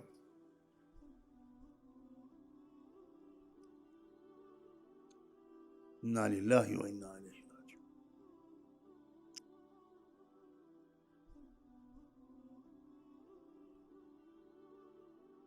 اپنی اصلاح و تربیت کی اللہ کے واسطے، اللہ کے واسطے میں ہاتھ جوڑ کر آپ سے درخواست کرتا ہوں، کوئی اپنے آپ کو مکمل نہ سمجھے، نیک نہ سمجھے، صالح نہ سمجھے۔ صدیق اکبر اپنے کو منافق سمجھ رہے ہیں اور ہم اپنے کو مومن کامل سمجھ رہے ہیں۔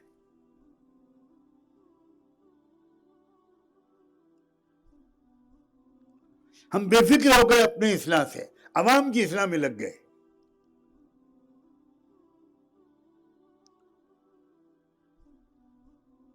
اپنی اصلاح کے لیے مدتوں کسی مرد کامل، کسی مرد مومن، کسی واقعی مرد صالح، کسی خضر صفت بزرگ کی خدمت میں اس طرح اپنے کو مٹانا پڑتا ہے جس طرح حضرت موسیٰ علیہ السلام نے مٹایا تھا۔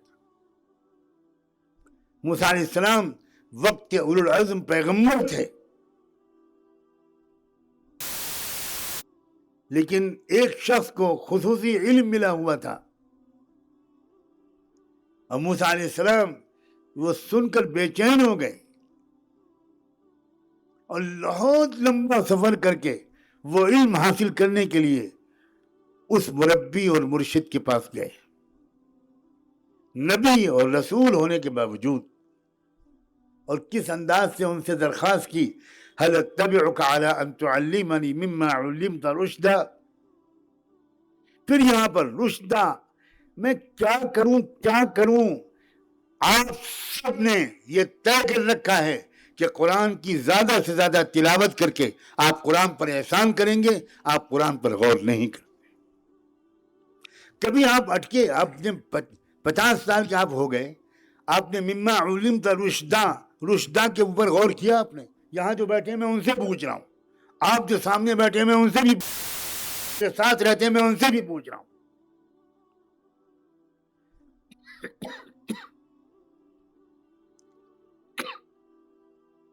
کبھی رشدہ پر غور کیا کہ رشدہ کیا ہے؟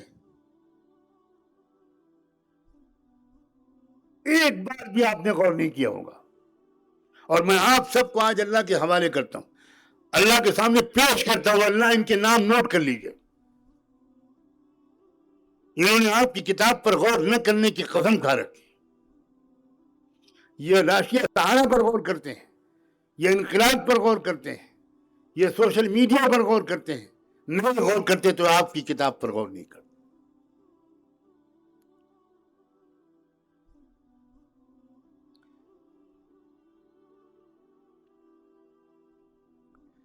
ان قوم اتخذوا هذا القرآن مہجورا، رسول اللہ شکایت کریں گے اپنی امت کی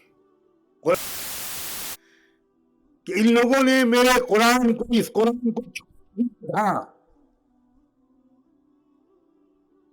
علماء غور نہیں کریں گے تو ہم انجینئروں سے کہیں کہ تم غور کرو۔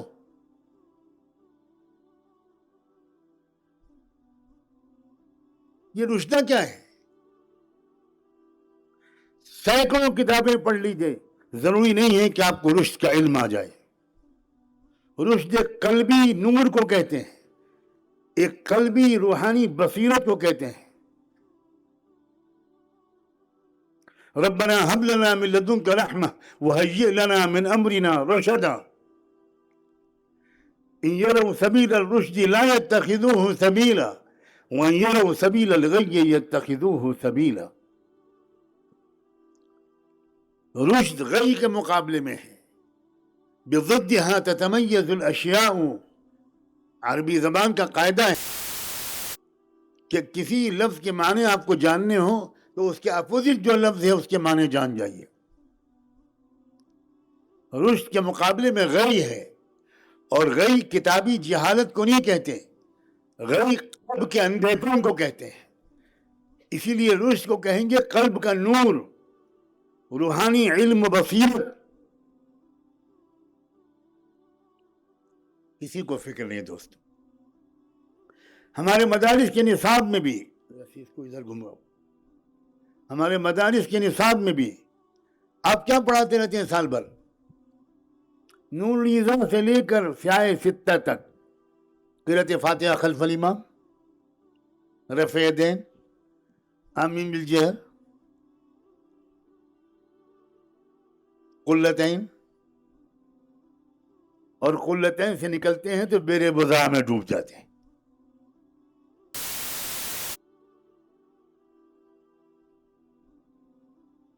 کہاں رشت پڑھایا جاتا ہے؟ یہ مسائل جو انتہائی آسانی سے پڑھائے جانے چاہتے، 1 سال سے زیادہ ان مسائل میں لگنے نہیں چاہیے. میں تو جرأت کر کے ایک بات کہتا ہوں، ہم اسلام نہیں پڑھاتے، ہم مسلک پڑھاتے ہیں.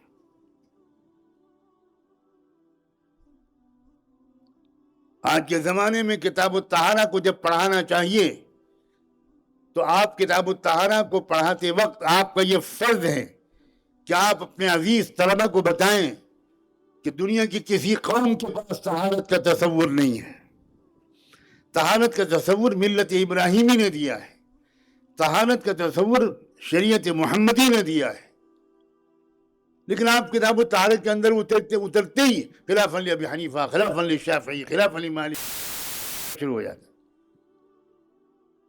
یہ کیا طرز تدریس ہے بھائی؟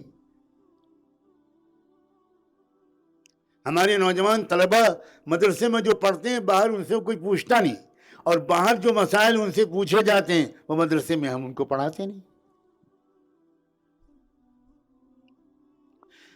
طلبہ پوچھتے ہیں سیونگ اکاؤنٹ اور کرنٹ اکاؤنٹ میں کیا فرق ہے، ہمیں نہیں معلوم.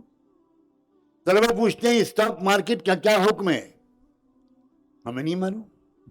طلبہ پوچھتے ہیں انشورنس کا کیا حکم ہے، ہمیں نہیں معلوم.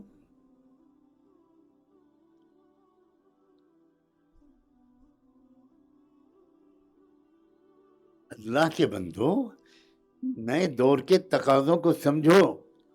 اسلاف کی علم اور عمل اور تقوی کا پورا اتباع کرتے ہوئے، اسلاف سے پوری طرح جڑے رہتے ہوئے ہمیں تقاضوں کو مخاطب کرنا پڑے گا، ورنہ ہمارے درمیان ایسے لوگ ہزاروں کی تعداد میں نکلنے شروع ہو گئے جو تنگ آ کر اسلاف کا دامن چھوڑ کر انہوں نے خود نیا اجتہاد شروع کر دیا.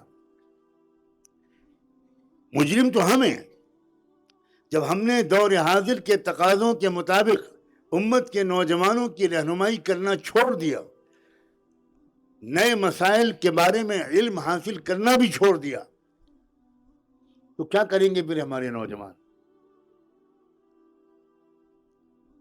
پہلے کلاس سے لے کر پی ایچ ڈی تک علماء کے خلاف ذہن سازی کی جا رہی ہے، شریعت اسلامی کے خلاف ذہن سازی کی جا رہی ہے.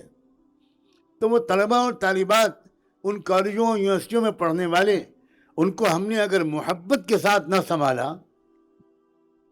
اور علمی گہرائی کے ساتھ نہ سنبھالا، اپنی سطح کو بلند نہ کیا، تو وہی ہوگا جو سوویت یونین میں ہوا تھا.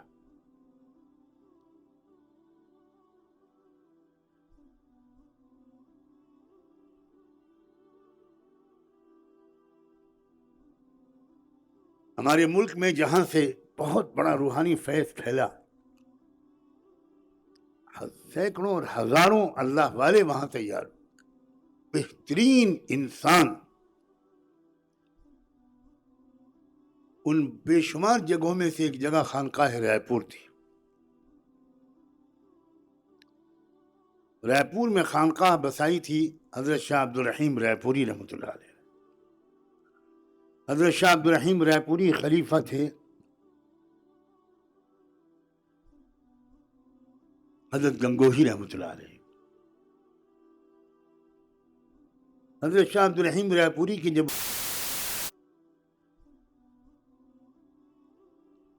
ان کے تمام خلفاء نے مل کر حضرت شاہ عبد القادر رائے پوری رحمۃ اللہ علیہ کو اس خانقاہ کا ذمہ دار بنا دیا. اب آپ وہی خدمت یہاں بیٹھ کر انجام دیں جو آپ کے اور ہم سب کے شیخ انجام دیتے تھے. اپنی تربیت کے لیے آنے والوں کو اچھا انسان بنائیے. تصوف کے بارے میں اتنی احمقانہ باتیں لوگوں میں مشہور ہو گئی. تصوف کسی اور چیز کا نام نہیں ہے، اچھا انسان بننے اور بنانے کا نام۔ نہ خواب دیکھنے کا نام ہے، نہ کرامات کا نام ہے، نہ سلسلے کا نام ہے، نہ معمولات کا نام ہے، نہ پگڑی کا نام ہے، نہ مخصوص قسم کے لباس کا نام ہے۔ یہ سب چیزیں وہ ہیں جنہوں نے تصوف کی تاثیر کو بہت کم کر دیا۔ ہم ظاہر پرست لوگ ہیں تو ہمیں ظاہری چیزوں کو اپنا لیتے ہیں اور شیخ کامل بن جاتے ہیں۔ نہ ہم اپنی بیوی کے لیے اچھے شوہر بن پائے، نہ ہم اپنے بچوں کے لیے اچھے باپ بن پائے، نہ ہم اپنے پڑوسیوں کے لیے اچھے پڑوسی بن پائے، نہ ہم اپنی دکان پر آنے والے گاہکوں کے لیے اچھے تاجر اور دکاندار بن پائے، نہ سڑک پر چلنے والے لوگوں کے لیے اچھے راہگیر بن پائے، شیخ بن گئے۔ یہ تو مذاق ہے، مذاق و تماشا ہے۔ اسی وجہ سے ذہین اور حساس لوگوں کو تصوف سے بہت دوری ہوتی جا رہی ہے۔ یہ ہماری حرکتیں ہیں۔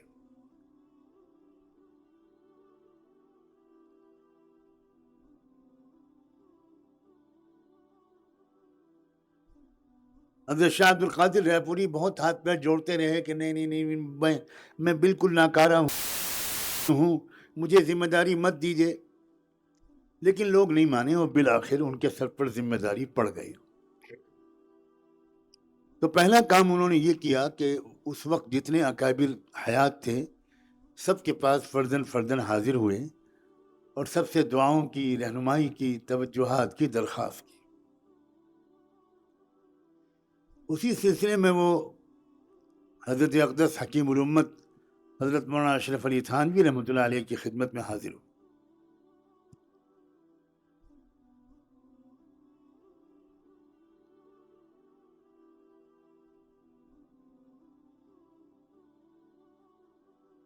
حضرت تھانوی بڑے بے تکلف انسان تھے، اور یہ بات ان کی بہت اربوں کھربوں ڈالر کی ہے کہ وہ یہ کہتے تھے جس کو بزرگ بننا ہو، ولی بننا ہو، غوث بننا ہو، وہ کسی اور بزرگ کے پاس جائے، آدمی بننا ہو، انسان بننا ہو تو میرے پاس آئے۔ سمجھ لیجئے کہ اسلام انسان بنانا چاہتا ہے، بزرگ بنانا نہیں چاہتا۔ اچھی طرح سمجھ لیجئے۔ بزرگ تو اپنی بیویوں کو بھی اپنا مرید کرنا چاہتے ہیں، اور بیوی تو شیخ چلی کی بھی مرید نہیں ہوئی، آپ کی کیا بیوی مرید ہوگی؟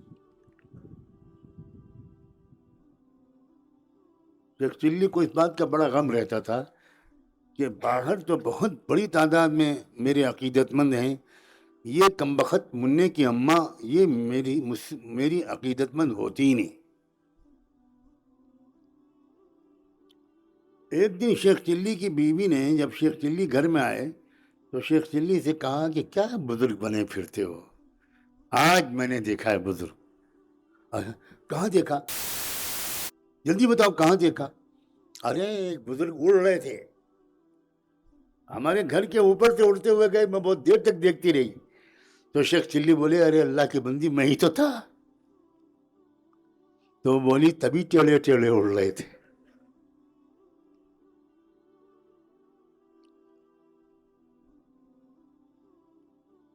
ہمارے ایک استاد تھے، وہ ہمیشہ مجھ سے کہتے تھے، اللہ اکبر، کہتے تھے میں تمہاری نمازوں سے، تمہارے درس قرآن سے، تمہاری تقریروں سے، تمہارے مضمونوں سے، تمہاری پگڑی کرتے پجامے سے بالکل متاثر نہیں ہوں گا، میں تمہاری بیویوں سے تمہاری حقیقت پوچھوں گا، میں تمہارے گھر کے ملازموں سے معلومات کروں گا، میں تمہارے گھر کے پڑوسیوں سے پوچھوں گا کہ کیسے ہیں حضرت۔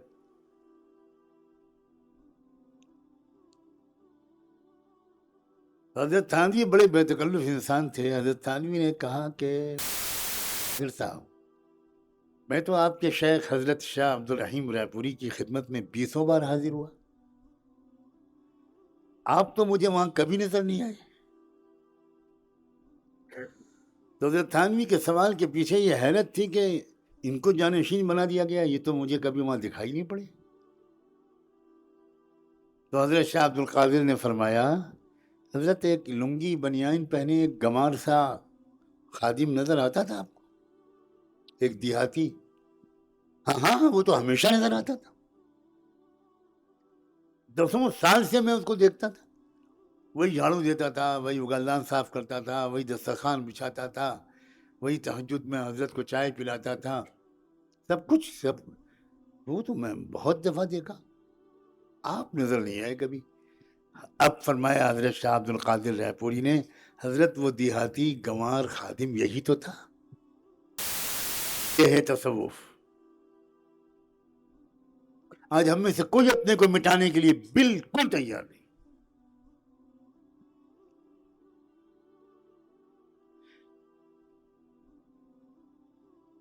آج تو بزرگوں کا خادم بننا یہ خود ایک بڑا عہدہ ہے۔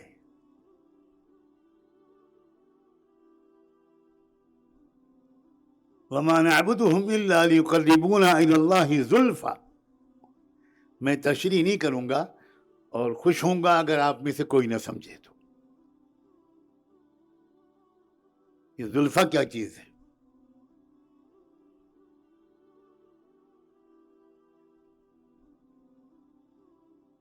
اللہ کے بندو، میں آپ سے یہ کہنے کے لیے حاضر ہوا ہوں کہ بھائی ادھورے پن سے اور منافقت سے ہم اور آپ سب نکلیں اور اپنے کو ایک انتہائی عام گناہ بدتر سمجھیں۔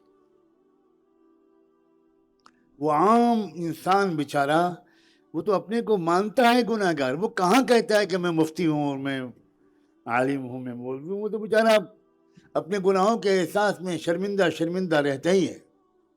لیکن ہماری مصیبت یہ ہے کہ وہ سارے گناہ ہم بھی کرتے ہیں، مگر ہم کتاب و سنت کی روشنی میں کرتے ہیں۔ ہم اپنی مجرمانہ بدکاریوں کی دلیل قرآن و حدیث سے پیش کرتے ہیں۔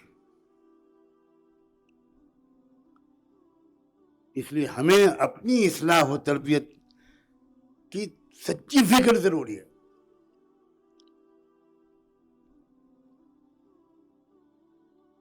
بے چینی ہو، رات میں نیند نہ آئے، روتے روتے تکیے بھیگ جائیں، تنہائیوں میں ایک عجیب اضطراب ہو، داڑھی سفید ہو گئی، میری کمر بھی ٹیڑھی ہو گئی گناہ کرتے کرتے، میری اصلاح کب ہوگی؟ کب باقی تقویٰ مجھے آئے گا؟ کب آپ کو پہچاننا مجھے نصیب ہوگا؟ کب آخرت کی فکر مجھے لاحق ہوگی؟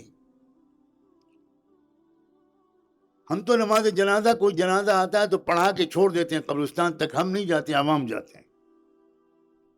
کاش کہ قبرستان تک جانے کا موقع سے فائدہ اٹھا کر ہم اپنی موت یاد کریں، وہاں 2 منٹ کھڑے ہو کر۔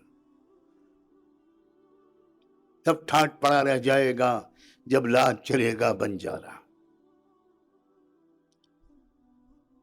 معاشرے کے فساد کی ذمہ داری 3 طبقوں پر ہوتی ہے، یہ بڑے عارفین نے لکھا ہے۔ سب سے پہلے تمام عارفین نے علماء کا تذکرہ کیا، دوسرے نمبر پر حکام، تیسرے نمبر پر دولت مند۔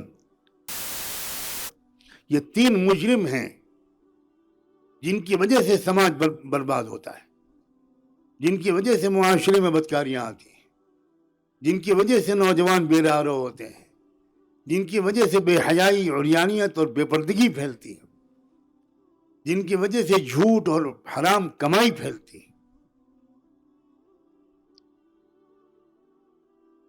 میں نے شروع میں تو آپ سے یہ کہا تھا کہ میں بہت تلخ باتیں کروں گا اور معافی نہیں مانگوں گا، لیکن اب میں اپنے ضمیر کے اطمینان کرنے کے لیے آپ سے معذرت کرتا ہوں کہ میں نے بہت گستاخی کی۔ رکھیو غالب مجھے اس تلخ نوائی میں معاف، رکھیو غالب مجھے اس تلخ نوائی میں معاف، آج کچھ درد میرے دل میں سوا ہوتا ہے۔ اللہ تعالیٰ ہمیں سچے دل سے کو مجرم تسلیم کرنے کی توفیق دے۔ دید قصور، اعتراف گناہ، یہ سب سے بڑا مقام ہے عبدیت کا، اور یہیں سے اصلاح شروع ہوتی ہے۔ یہ ہمارے اندر پیدا ہو اور ہم بے چین ہو جائیں، بے قرار ہو جائیں، دیوانہ وار تلاش کریں دیوانہ وار تلاش کریں کہ ہم کہاں جائیں کہ واقعی ہمارے دل کے اندر نمایاں تبدیلی ہو جائے، ہمارا کردار، ہمارے جذبات، ہمارے خیالات، ہماری تمنائیں سب بدل جائیں۔ وما ذلك على الله بعزیز ان اللہ لا یغیر ما بقوم حتى یغیروا ما بانفسهم۔ اللہ تعالیٰ آپ سب کو جزائے خیر دے۔ سکون کے ساتھ آپ نے اس حدیث کی بات کو سنا، اور اس سے پہلے کہ کوئی اور اعلانات ہوں، میں یہ گزارش ضرور کروں گا کہ سکون اور وقار طریقہ یہ اسلام کی ریڑھ کی ہڈی ہے۔ وعباد الرحمن الذین یمشون علی الارض ہونا۔ محبت بہت قیمتی شے ہے، اور میں جانتا ہوں کہ آپ کا یہ شہر، آپ کا یہ ضلع، یہ اطراف، اس کی مٹی میں محبت ہے، لیکن محبت کے اظہار کو سلیقہ چاہیے۔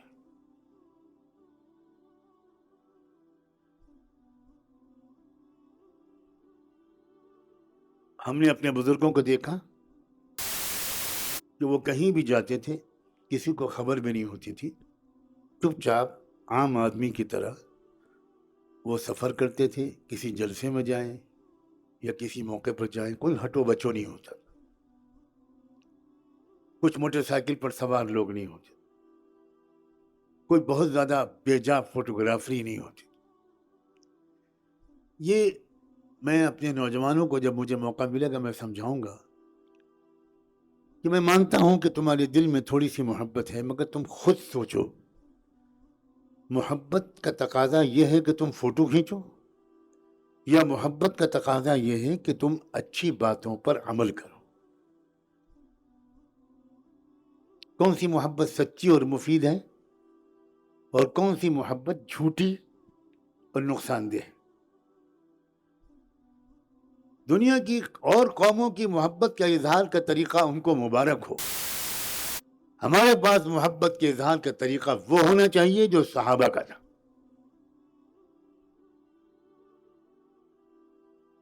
اگر ہمارے راستے میں چلنے سے دوسروں کو تکلیف ہوتی ہے تو یہ تو اللہ کو ناراض کرنے والی چیز ہو سکتا ہے۔ جس کو آپ روک رہے ہوں وہ اسپتال جا رہا ہو سکتا ہے جس کو آپ روک رہے ہوں کہ کسی بزرگ کی وجہ سے اور وہ اس کا مقدمہ لگا ہو عدالت میں، وہ وہاں جا رہا ہو۔ یہ چیزیں اس بات کی دلیل ہیں کہ اس علاقے کے علماء کا رابطہ اپنے نوجوانوں سے کم تو ہوتا جا رہا ہے۔ دوسری اس بات کی دلیل ہے کہ علماء پورے اسلام کو سمجھے ہوئے نہیں، ان کی تقریروں اور بیانات میں یا زمین سے نیچے کا تذکرہ ہوتا ہے یا آسمان سے اوپر کا، حالانکہ پورے اسلام پر عمل ہوتا ہے زمین کے اوپر۔ سڑک پر چل علماء کو سکھانا چاہیے، اور قرآن مجید نے نیک بندوں کے اوصاف بہت سے بیان کیے، نماز، زکوٰۃ سب بیان کی، لیکن سب سے پہلے وعباد الرحمن الذین یمشون علی الارض ہونا، رحمان کے پسندیدہ بندے تو وہ ہیں جو زمین پر نرمی کے ساتھ چلتے ہیں۔ مجھے بڑی کوفت ہوتی، عجیب بات ہے، لوگ میری عزت کے لیے کرتے ہیں، مجھے سخت تکلیف ہوتی، اور مجھے اپنے رفقائے کار سے سخت شکایتیں ہیں، یہ 10 سال سے میرے ساتھ ہیں، لیکن کبھی ان کو توفیق نہیں ہوتی کہ یہ میزبانوں کو سمجھائیں کہ دیکھو بھی حضرت کا مزاج بالکل دوسرا ہے، چپ چاپ لے جاؤ، کسی کو پتہ ہی نہ ہو۔ یہ جتنے سڑک پر چلنے والے لوگ ہیں یہ میرے بھائی ہیں، میری بہنیں ہیں، میرے بیٹے ہیں، میری بیٹیاں ہیں، میرے بزرگ ہیں، ان کا اتنا ہی حق ہے سڑک پر چلنے کا جتنا مجھے ہے، اور اگر انہیں کوئی ہنگامی ضرورت ہے تو ان کو، لیکن یہ کیا طریقہ ہے بھائی؟ یہ نیتاؤں کا طریقہ اختیار کر لیا گیا۔ کیا ہو گیا ہمارے علماء کو؟ کیا نوجوانوں کو یہ چیزیں سکھاتے نہیں؟ آپ اسلام کو سمجھا نہیں ہیں، آپ نے کرتے پجامے ٹوپی اور دھوتی کو اسلام سمجھا ہے۔ اسلام زندگی کا سلیقے کا نام ہے۔ پھر کہتا ہوں حضرت تھانوی کہا کرتے تھے جس کو قطب بننا ہو، ولی بننا ہو، بزرگ بننا ہو، وہ کہیں اور جائے، جس کو انسان بننا ہو میرے پاس آئے۔ اسلام کا مقصد اچھا انسان بنانا ہے، بزرگ بنانا نہیں ہے۔ اچھا شوہر، اچھا بھائی، اچھی بہن، اچھی ماں، اچھی بیوی، اچھا باپ، اچھا پڑوسی، اچھا تاجر، اچھا کسان، اچھا مزدور، اچھا ٹیچر، اچھا اسٹوڈنٹ، اچھا کھلاڑی، یہ بنانا ہے اسلام۔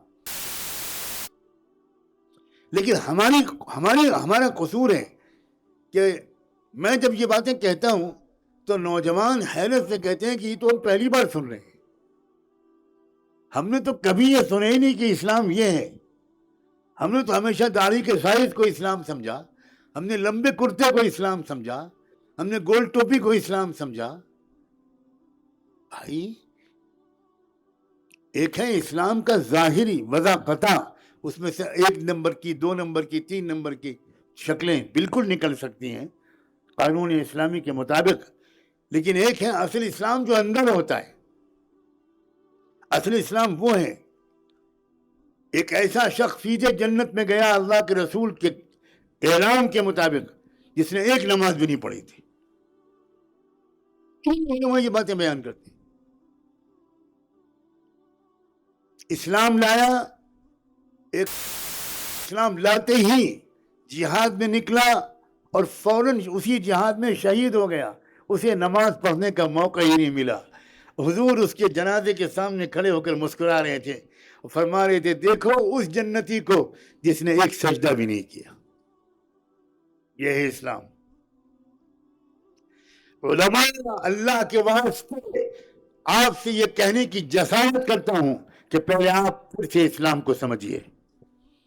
معنی کیا حنفی مسلک کو سمجھے ہوئے ہوں گے، لیکن مجھے کہنے دیجئے اور ناراض مت ہوئیے کہ اسلام کو ہم سمجھے ہوئے نہیں ہیں، اور جب ہم خود اسلام کو سمجھے ہوئے نہیں ہیں تو اپنے شاگردوں کو کیا اسلام سمجھائیں گے؟ وآخر دعوانا ان الحمدللہ رب العالمین۔ G S herbal wholesale Ayurvedic ادویات کا قابل اعتماد مرکز۔ تجارت کے خواہش مند حضرات کو ہم مکمل ٹریننگ دیتے ہیں۔ ہمارے ساتھ تجارت کر کے بھرپور پیسہ کمائیں۔ علماء کرام، حفاظ، ڈاکٹرز اور میڈیکل والوں کے لیے خصوصی رعایت۔ تفصیلات کے لیے ابھی رابطہ کریں۔ قاسمی حج عمرہ ٹورز اینڈ ٹریولز، حج عمرہ اور دیگر مقدس مقامات کی زیارت کا بھروسے مند مرکز۔ حج عمرہ جانے کے خواہش مند حضرات اسکرین پر دیے گئے نمبرات پر کال کریں۔